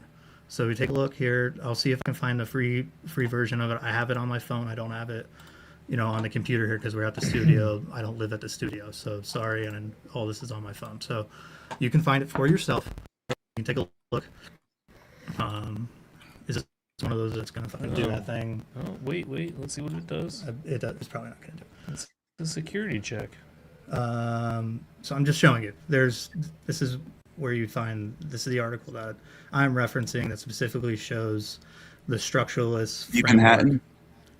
What's that? Stephen Hatton. Yeah, Stephen Hatton, and he specifically talks about the word Nianiskos and this particular character in the Gospel of Mark, and how he is important to the comedic structure of Mark. Does that make any sense? I feel like no, it doesn't. I feel like all right, hold on. Let's read it. He makes this argument. All right, I'm just showing you. Go up. Trying to show you, that this article uses narrative criticism and a study of the word Nianiskos in Greek culture to argue that the Gethsemanic young man and the young man in Jesus' open tomb are linked by comedy. It demonstrates that the naked young man pericope utilizes comic imitation in the word Nianiskos to No, just real quick. First thing I'm thinking about is now we're just talking about one passage. Now we're not talking about the whole thing of Mark anymore. I thought whatever. So he's talking about the structure, right? He's talking about how the character He's talking about the beats of the story. Yeah, Mark 14. So he's saying this is like a comedic thing when he ran away naked. That's what he says. That's the comedic relief because of where interpretation has the advantage. Hold on, stop moving. Of explaining the ill-fitting interpretation of the naked young man scene, making sense of the abrupt ending of the Gospel of Mark, and fitting the use of the word Nianiskos in the Gospel of Mark, a connotation used in classical and Hellenistic Greek culture. He does not make the argument that it's a naked boy. He's specifically. I know. I'm just letting you know that I'm not siding you Ammonite quackpot stuff. Yeah, well, from what I'm gathering, just from reading a few parts of the introduction, it's basically he's using comedic elements in the end of Mark, the abrupt ending. That's a comedic element. That's what he's arguing. I don't know if he's saying the whole thing of Mark is all just jokes and comedy, though. No. Comedy isn't necessarily about humor. Those are two different things. Humor is like Game of Thrones. Would you call Game of Thrones a comedy? Sometimes. I mean, it's comedic, but it's a tragedy. It has a tragic That's structure. what I'm saying. I think it's one thing to call it Superbad is a comedy. That is just all fucking comedy all the way through. Yeah, totally. Yes. Game of Thrones is. Let me put it. Go ahead. Let me put it to you this way, Neil.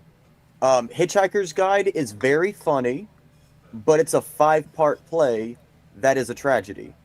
Mm-hmm. Right. Yes. With a lot of jokes inside of it. This is a great example of what might be happening with the gospel. It's tragic. So what he's saying is Mark is a set-up 3-act comedy, and he's using the identification of the Nianiskos to identify the 3 different acts. And check it out. He does so. He writes right here at this part 3, specifically using Mimesis criticism. This is the same article you sent me, right? Yeah. So I found the one that I was just talking about. So this is the article that I was just talking about, and he goes through and shows it. So I can't see you. Keep moving. Sorry, I apologize. I was just trying to scroll through. Plato and Aristotle connect Mimesis with comedy.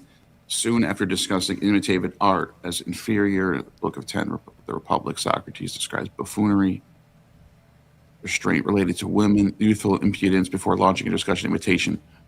Yeah, I think the mimesis aspect of the Gospels is definitely it's not, but I don't think it's just comedic. I think it's also tragedy. I think it's also satirical.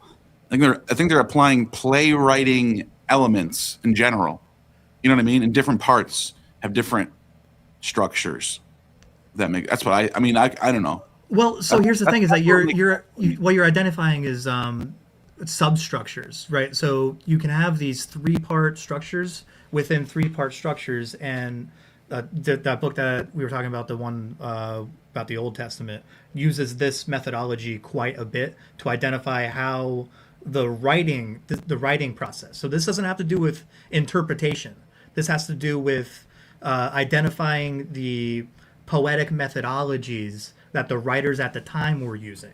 So this doesn't have to do with something that they're making up and interpreting and saying, this is analytics, right? So No, I agree with that, but that's all literature, though. I know, but that no literature that escapes this. That's what I'm saying. I'm saying, right? And specifically within ancient, Greek stuff and ancient Mediterranean, you have these two tendencies that you can see throughout time, where you have a 3-part structure that is a U. You have a 5-part that's a that climbs into a triangle, right? That is the identifying characteristic that comes from Northrop Frye. What this guy did here is identified, that 3-part structure. He goes through, talks about, Mises' criticism, and if I recall correctly, he does actually reference not Dennis McDonald, but what's that other guy, the bald-headed guy, Richard C. Miller? Did I get that? Yeah, he references. These are all people who are saying what I'm saying, is that there are elements of tragedy, elements of comedy, elements of satire throughout the text. Yes, that doesn't mean the whole thing is the same as any one of those things. Yeah, no one disagrees with that at all. I mean, that's just exactly. So what I'm just trying to say is that let me give you an example of something that's satire that isn't humorous, that isn't funny. Would be the movie Fight Club.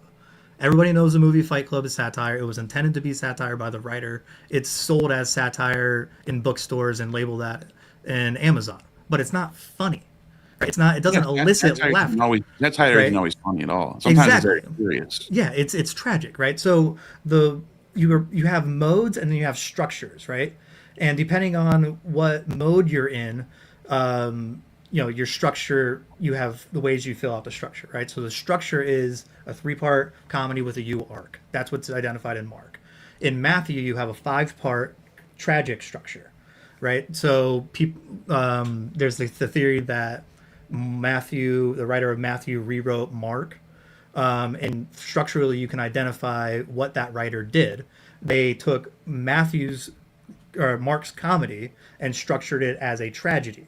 So it has a 5-part triangular structure.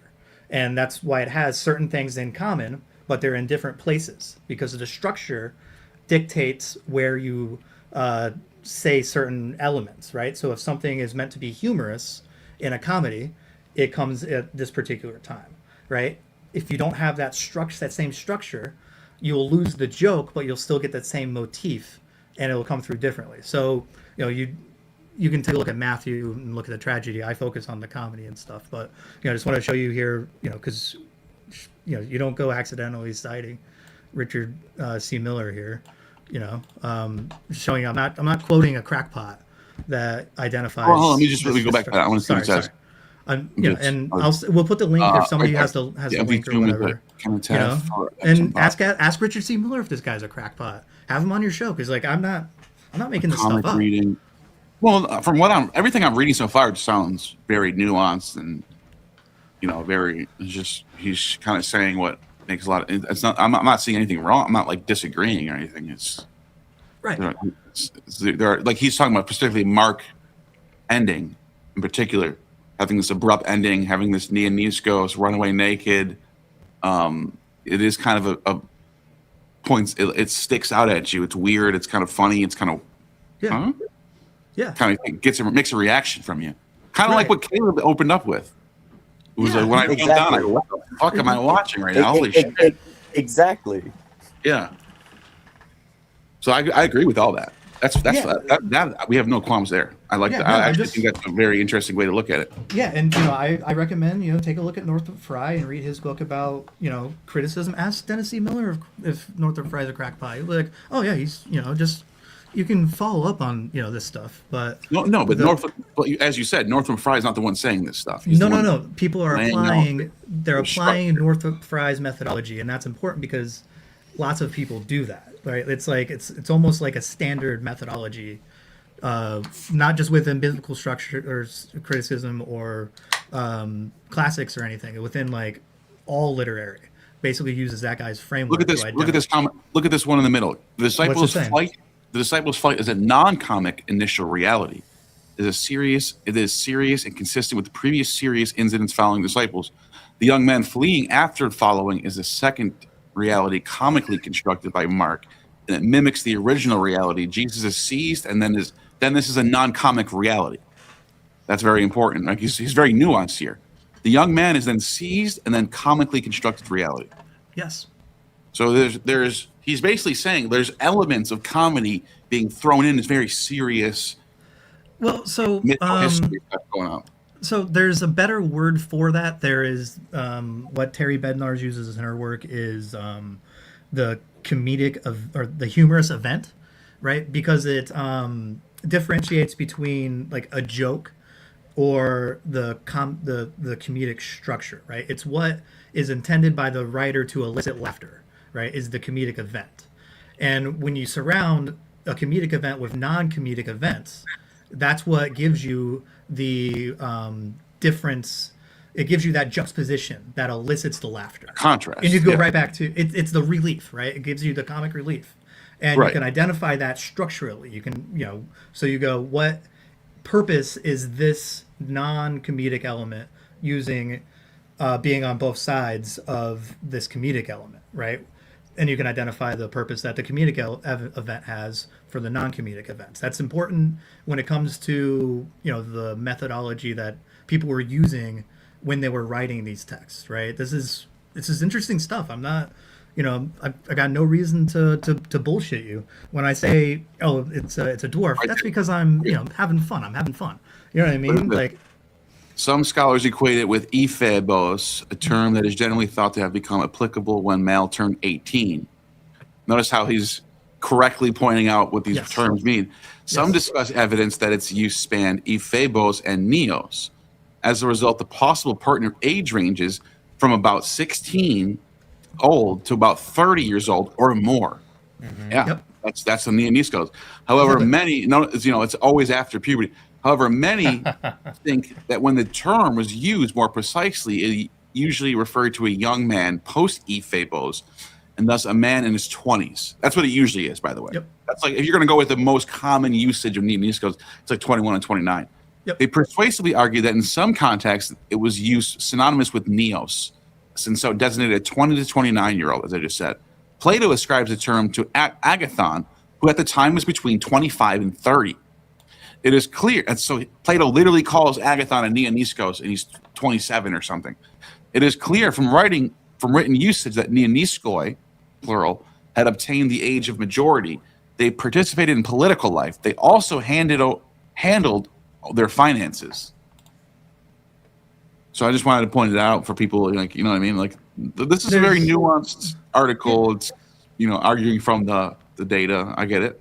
Yeah, and it makes the structuralist argument that I've been trying to explain to people. It talks about here the the seizing of the cloth and what it does comedically and all of that. I have no reason to misrepresent the sources that I use to make my funny stuff. What's the double use of what? Where, Johnny? Right here. Use of your double use of what is this word here? Gumnos. Stresses the nakedness. By the way, this is another thing that doesn't get brought up as much with the whole theory of what is Jesus doing with the naked kid thing. He's not with a naked kid. He's with a kid that has a sindone on. When he runs away, the sindone falls off. So if we're reading the text objectively here, he's not actually naked until he runs away. He was never. It's never the with same a naked joke kid. as when you run away out of the bathroom and you got the toilet paper stuck to your foot. Yeah. Exactly. It's the same That joke. is a good way that is a good comparison here, because he runs away and the sindone falls off, and this is kind of a comic relief thing for the reader. Like, what just happened here? Yes, this is the thing that I've been Tim and Eric shocking type shit. It's You know called what I a mean? dragon yes. tail, by the way. When you walk out of the bathroom with the But this is the thing, is that I've been trying to drive this home with this community since I've been around. I'm like, guys, it's literally a joke. Like that's a joke that you're focusing on. What was Jesus doing with the naked kid in the garden? It's a joke. The kid runs away naked and everybody laughs, and then you go on, you have a trial, right? And that trial is what's the word for it? It was like a Roman style show trial. There was an example of this kind of trial where there was an example of this kind of trial where the person that was on trial was dressed up like Orpheus and forced to play the instrument, and instead of taming the animals, they tore them apart. And like the crowd started clapping and all that. Like, wow. Jesus's trial is a mock trial that shows all of the same motifs of that particular trial. And one of the examples that we have in history is Orpheus being a criminal being dressed up like Orpheus and torn apart by animals. So like, if you don't know about that kind of thing in that was happening in Rome, you're never gonna get the context of it. You know what I mean? He goes back into talking about how it's a military thing, talking about how the Neoscopes is gymnastics. You got non-comedic behavior, like you were saying. He talks about the Iliad, which is kind of fun. I think this is one of the examples that what's his name uses. Dennis uses, McDonald. Yeah, Dennis McDonald says that kid is Elpenor, right? Which is interesting. I think he said Elpenor, actually. Yeah, Elpenor, right? Because Elpenor is no little peen, little guy, right? They say he's a little, like the smallest on the boat. This is interesting about Aristotle here, which is really, really fun if people really like Aristotle. Like, Aristotle was a fucking curmudgeon. He says that he doesn't want them. When I had Dennis on the channel at one point talking about we did a video about Amon Hillman, and I was with Stephen Nelson. We did an in-person discussion about that when I was at SBL in 2024. And I think his parallels between the Naked Man and Elpenor's were pretty interesting. But another thing I want to mention real quick before I forget is I feel like Hillman is grafting characteristics of Secret Mark, which is much more controversial.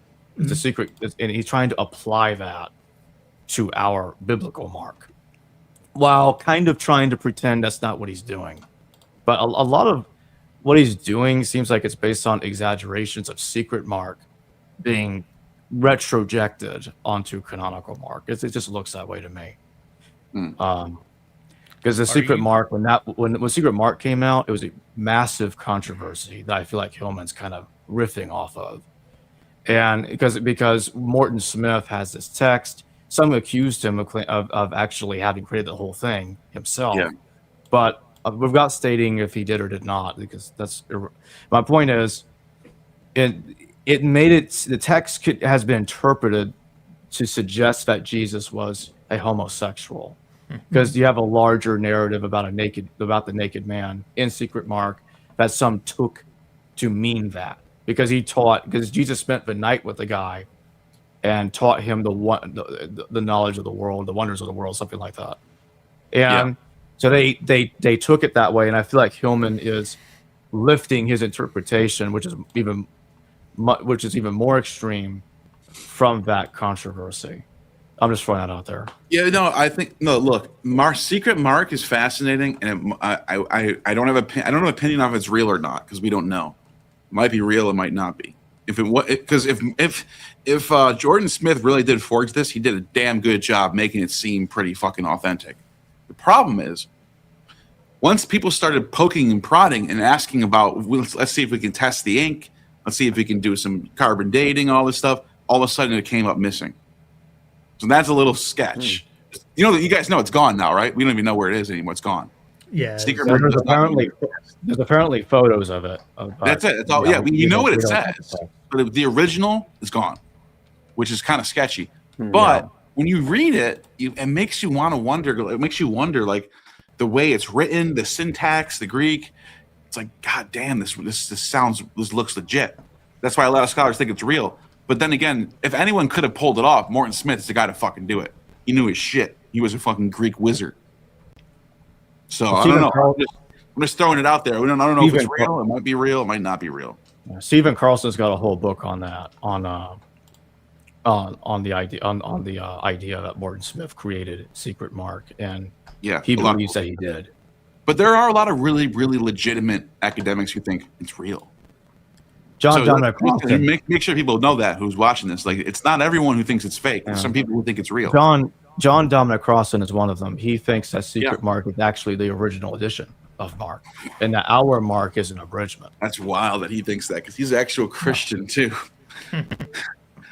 Yeah, but Neil, some people think that the pyramids were built with, lasers and shit. So yeah, or like their power plants for tech. Yeah, they're not a lot of legitimate scholars believe that. Hold on, no, zero think that. Man, aliens don't use lasers; they use sound waves. Get it right.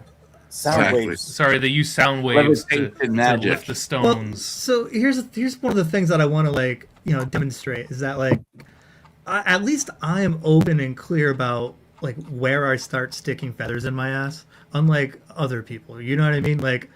I'm saying oh hey, look at all these people. Look at say it's comedic, yada yada yada. So if I just say have that one little element and go, well, if it's comedic and Neoniscos, according to the Ammonites means little guy, it's a pun.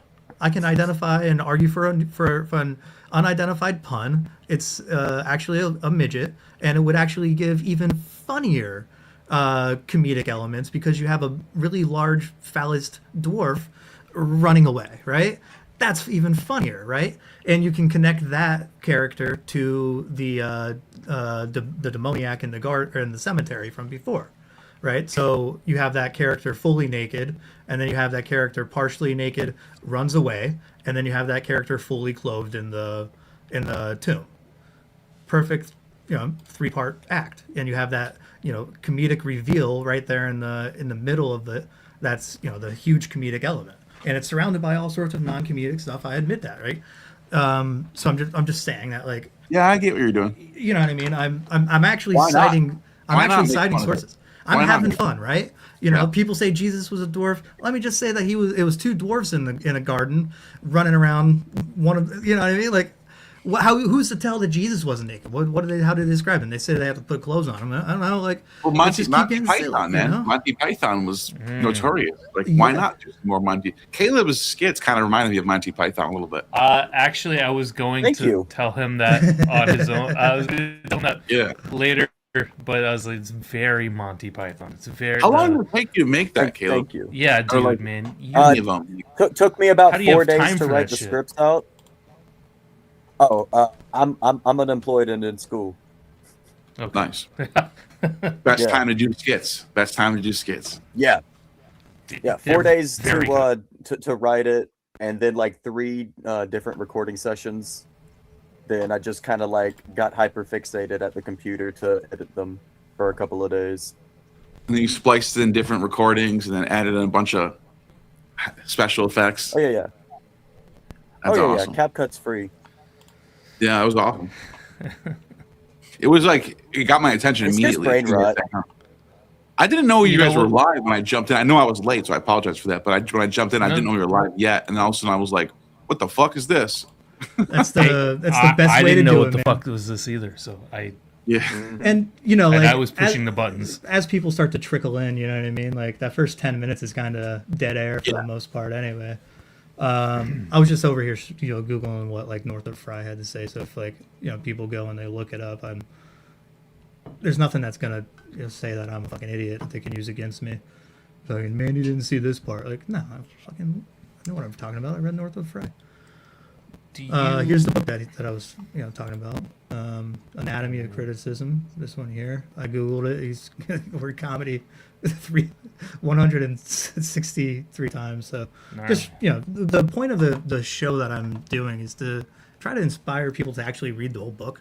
You know what I mean? Because it's weird when you flip a page, you read it, and then you read a paragraph, you commentate it. Like, I'm trying to demonstrate the weirdness that like people get when they just pick a little here and a little there and a little there, and then formulate their like worldview based around that. You know what I mean? Once you like dig deep into the text, like there's lots of really interesting stuff that you'll start to see like how other people are using formulating their arguments. You know what I mean? And you probably seen the name Northrop Frye quoted or cited a dozen times and didn't really know who he was at the time. But this was like a really like pivotal text in structuralism. So it's super important to read. I wouldn't be an asshole and guide any of you in the wrong direction. I like you guys and I like your audience and I like my audience. I'll go on some other people's show and find them bacon stretchers and tell them to go find the bacon stretcher, and there's really no bacon stretcher. Bacon stretcher? Yeah, exacther. It's in the back, dude. That's a good joke for when you hire a new person in a restaurant. That's the best. The other one is elbow grease. Yeah. Go find the elbow grease. I remember I worked at a Michi's restaurant. It's a restaurant in Buffalo, Italian restaurant. Michi means friends in Italian, and we had a new kid come in, and they told him to get the elbow grease, and he was down there for, I'm not kidding, like 45 minutes. Jeez. And he kept coming back up going, can you tell me where it is? We go, just keep looking. It's up there, man. You'll find it, bro. It was so funny, dude. He was so embarrassed. It was so funny. So funny, man. Good times. I was working at a restaurant one time, a really, really fancy seafood restaurant. And they had an intern from a culinary school that was the greenest kid I've ever met on a line. I'm like, you are not prepared to be here, kid. And I say, hey, can you run into the walk-in and grab the periwinkles? He's gone. He's gone for literally a half an hour, and he comes back with a wand of lavender. He says, this is the only purple thing I could find in the walk-in. Right. You didn't know periwinkles were a shellfish. I was like, fucking awesome. Like that was one of my favorite moments I've ever got to watch. He did a good job. Fucking hire that kid. Yeah. Hey, can you go get me a water reduction, man? Oh man. Anyway, anybody have any closing thoughts on humor in the Bible, funny stuff? Neil, I'd like to ask you, how much do you think this thesis is like accredited, or like how much? I think it's legit. I think there's a lot more nuance involved. I think like I wouldn't call a specific gospel a comedy. I wouldn't say it's all jokes, it's all a comedy. I would say, like a lot of other scholars say, there are elements of these plays, these Athenian plays that they're doing mimesis of. The Bacchae is a tragedy. John's gospel is heavily using mimesis of the Bacchae, heavily all over the place. And so obviously you're going to have the elements of tragedy there. And then there's other parts where you can see there's little comic reliefs happening, stuff like that. Naked kid running away. Like that's fun. It's like shocking and funny at the same time. You're reading it and you're going, what the hell? He ran away naked. Just jerks you a little bit. It makes you giggle a little bit. So I agree with the thesis as a nuance with nuances involved. Right. Yeah. As silly and goofy as I am, I can show you the nuance, and ultimately we agree. You go, "Oh, it wasn't a dwarf." I know it's not a fucking dwarf. I'm being funny. You know what I mean? But like, what I do, I'm showing you legitimate scholarship that's actually saying interesting stuff and giving interesting nuance. And I find it absolutely hilarious that over the past how many years this guy was on Danny Jones, and never once did somebody tell Danny Jones, "Hey, that part is a joke." Like that part in there, like, what was he doing? the writer was making a fucking joke. He was delivering a punchline and a payoff to his audience because they were gonna need it for a serious, what they think is going to be a serious trial. You know what I mean? Which ends up, when you look at it, turning out to be a really funny trial. All right, it's like there's like comic motif after motif after motif that if you don't recognize them, they're gonna go right over your head, and you can end up joining a cult and looking for burning purple. Burning purple is a bacon stretcher, guys. It doesn't exist. It's a bacon stretcher, dude. That's so funny that you said it. That's literally what it is. Yeah, it's a fucking wild goose chase. It's a red herring. Is that what they call that? That's actually a good one because I guess it could be a red herring, because a red herring is something you throw into a debate, like to disrupt, right? To distract, right? A red herring is the cost of a single shrubbery, but a nice one. You would know lower down to there. The left. Yeah. We don't have actual red herrings up here in the north, so I've never seen one in real life. So. Oh hell yeah, Jacob! Any thoughts on the importance of identifying humor, comedy, irony, satire in the Bible? As much of a troll as I've been on your Discord server, for some reason you haven't kicked me off, because anytime I say something that sounds crazy, you go, well, yeah, this is where I'm being crazy, but also take a look at this over here. It's interesting, right? I'm trying to elicit people to read interesting stuff, because there's some fucking gems in that interesting stuff. Anything tonight, that you thought was interesting? Anything, any thoughts? Where you're, the floor is yours. And 100% thank you for coming. Yeah. Oh, no problem.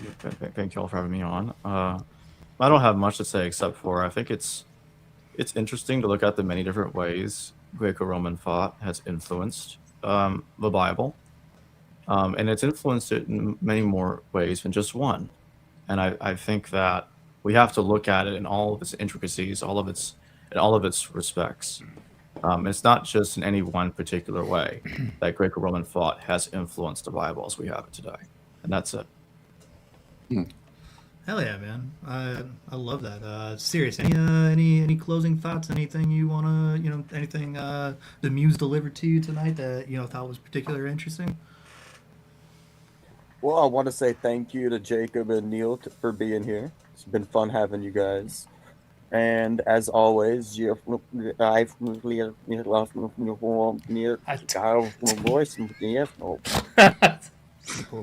was so profound, dude. Dude, he's so good at that. That was absolutely every profound. fucking time. Yes, right. If you want. Oh. Yes, wait, watch this. Ready for this? Hello. Welcome to Gnostic Informant. Jesus Christ. Oh, nice. Are you using OBS? It's coming for you. Hell yeah, dude. Hell yeah. How do I get rid of it? Oh, there it goes. That's forever. Oh shit, I'm stuck. We literally tried to do that, and it was like, it wasn't working. And you got to get OBS. Wait, no, you don't. You actually don't have to get OBS. You just got to get a Rodecaster and just have everything sync onto your Rodecaster. Well, I have the Steam Deck here, and Stream Deck. Sorry, Stream Deck. And last episode, we were able to have like the preloaded ones, and then we spent all last week in the studio splicing up, Andrew Dice Clay clips for every time somebody rolls the dice, and as he's rolling the dice, and right before the reveal, we all go, "What's in the bowl, bitch?" And then we flip to the page that the dice deliver. But Andrew Dice Clay wasn't able to deliver anything. I didn't get to test it.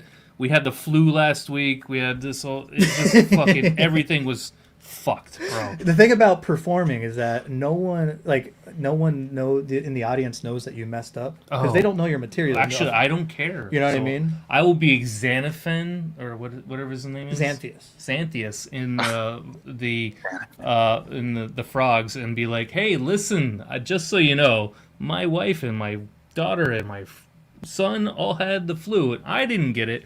But it was a fucking week, let me tell you. He breaks the fourth wall. He breaks the fourth wall. He's like a fucking Deadpool. It's really funny. Yeah, he's fun. What's that? This is Brekekekek. Oh, we have a drop for that too. The Oh yeah, we had a we have a drop for. I'm prepared for all of this really stuff, good Johnny. fucking. Hell yeah. Aristophanes, remember that? Aristophanes.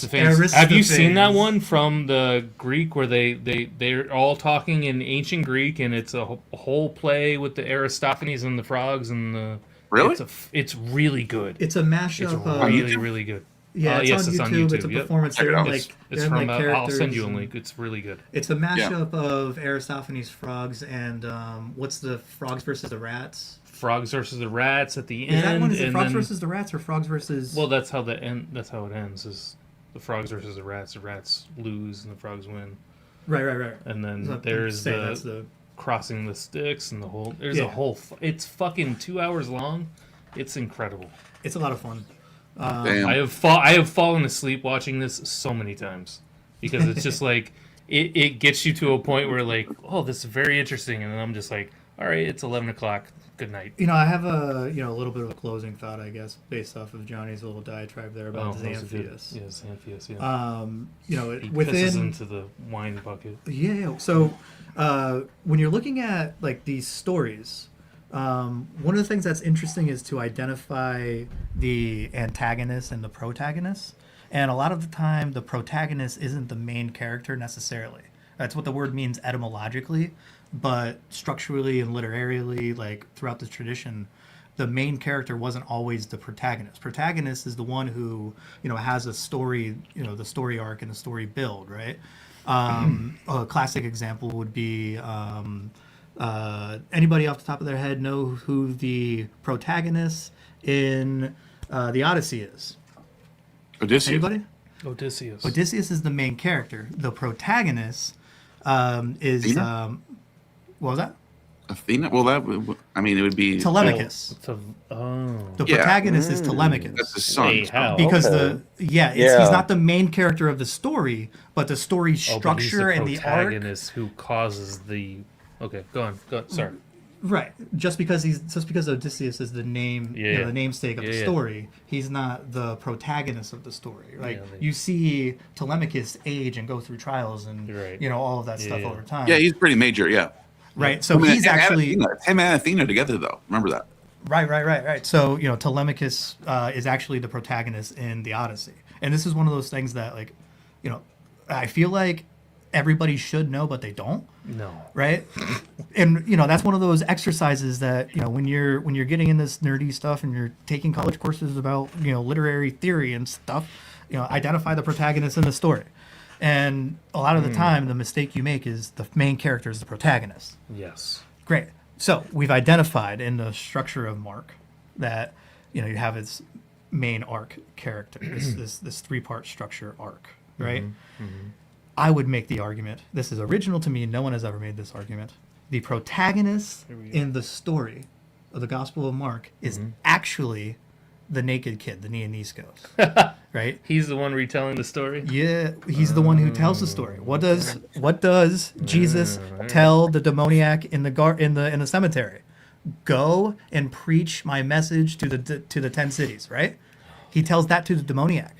The demoniac is the one who spread the message, not the women. Or the women went and didn't say anything. So how do you know about the story? It's because of the demoniac. The demoniac went and told the story. Went and told the story to everybody, right? The demoniac is the Neoniskos in the garden and concludes the tripart structure. Where? In a tomb. Starts in a cemetery, ends in a cemetery, naked, running away in the garden, right? You see all of the element, the structure, right? That's just analytics. When you get into the hermeneutics, that's when you ask, what does this mean? What's the meaning of it, right? We're just doing analytics. That's poetics, right? With the technical terminology, which comes from what Greek word, Johnny, does poetics come from? I have no idea. Poesis. Which, Neil, what does poesis mean in I don't technical pretend translation? to know things I don't know. It's about the moving, like the movement, Oh, right? So like like a how river? it's about the movement and like the shape and how things, go about communicating. That's poesis. And then you have interpretation, which is hermeneutics, right? Okay. If you have improper understanding of the writer's poesis, right? The writer's intent. Your hermeneutics are fucked. Yeah. Right? Yeah. Your hermeneutics are messed up because your interpretation, you're not seeing these comedic elements. So you can end up like a person like Amon Hillman, who has an entire cult around him that doesn't recognize that their subject of their cult is a joke. It's fascinating to me. Why does he change his clothes every season? I don't know. It's absolutely I'm just saying, fascinating. he keeps to me. the And this has shirt been on like for my 6 project for months. this has been my project in these communities. I know I'm a troll and all that, but like, you know, I'm a well-intended troll. Like this is, it's not just like a long elaborate joke, but like, you know, I'm leaving traps and snares and rakes and all sorts of stuff behind What's me, a right? rake? You step on something and You it step on smacks a you? rake and it smacks you, right? fuck. So this entire time when I've been in this community, I'm like, guys, it's a joke. You don't even notice. You don't even know. You don't know it's a joke. It's insane that people don't know it's a joke. But anyway, without any further ado, I'm going to say good night to everybody. And this episode of Gluten-Free Bread Circus was brought to you by our sponsor. Good night, everybody. Good night. You've just attained trinosis. You've just obtained nose-gnosis.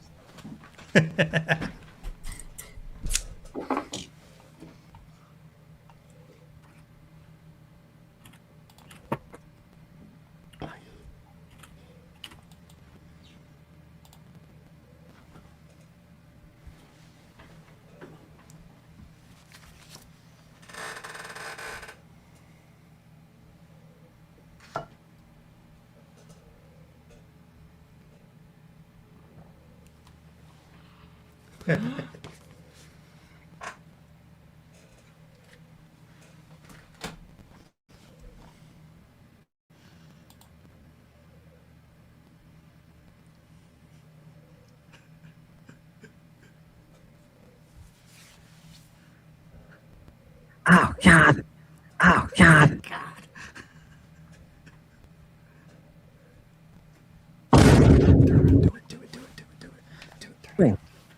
Catafusao.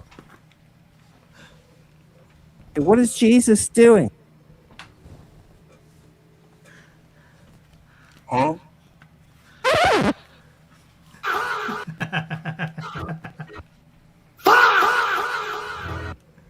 All right, everybody. Good night. Thank you for tuning in to Gluten-Free Bread and Circus. How do you Good shit, man. All right. I enjoyed it. Thank you, guys. Yeah, that was Thanks for having me on, man. Had a great time. Appreciate it.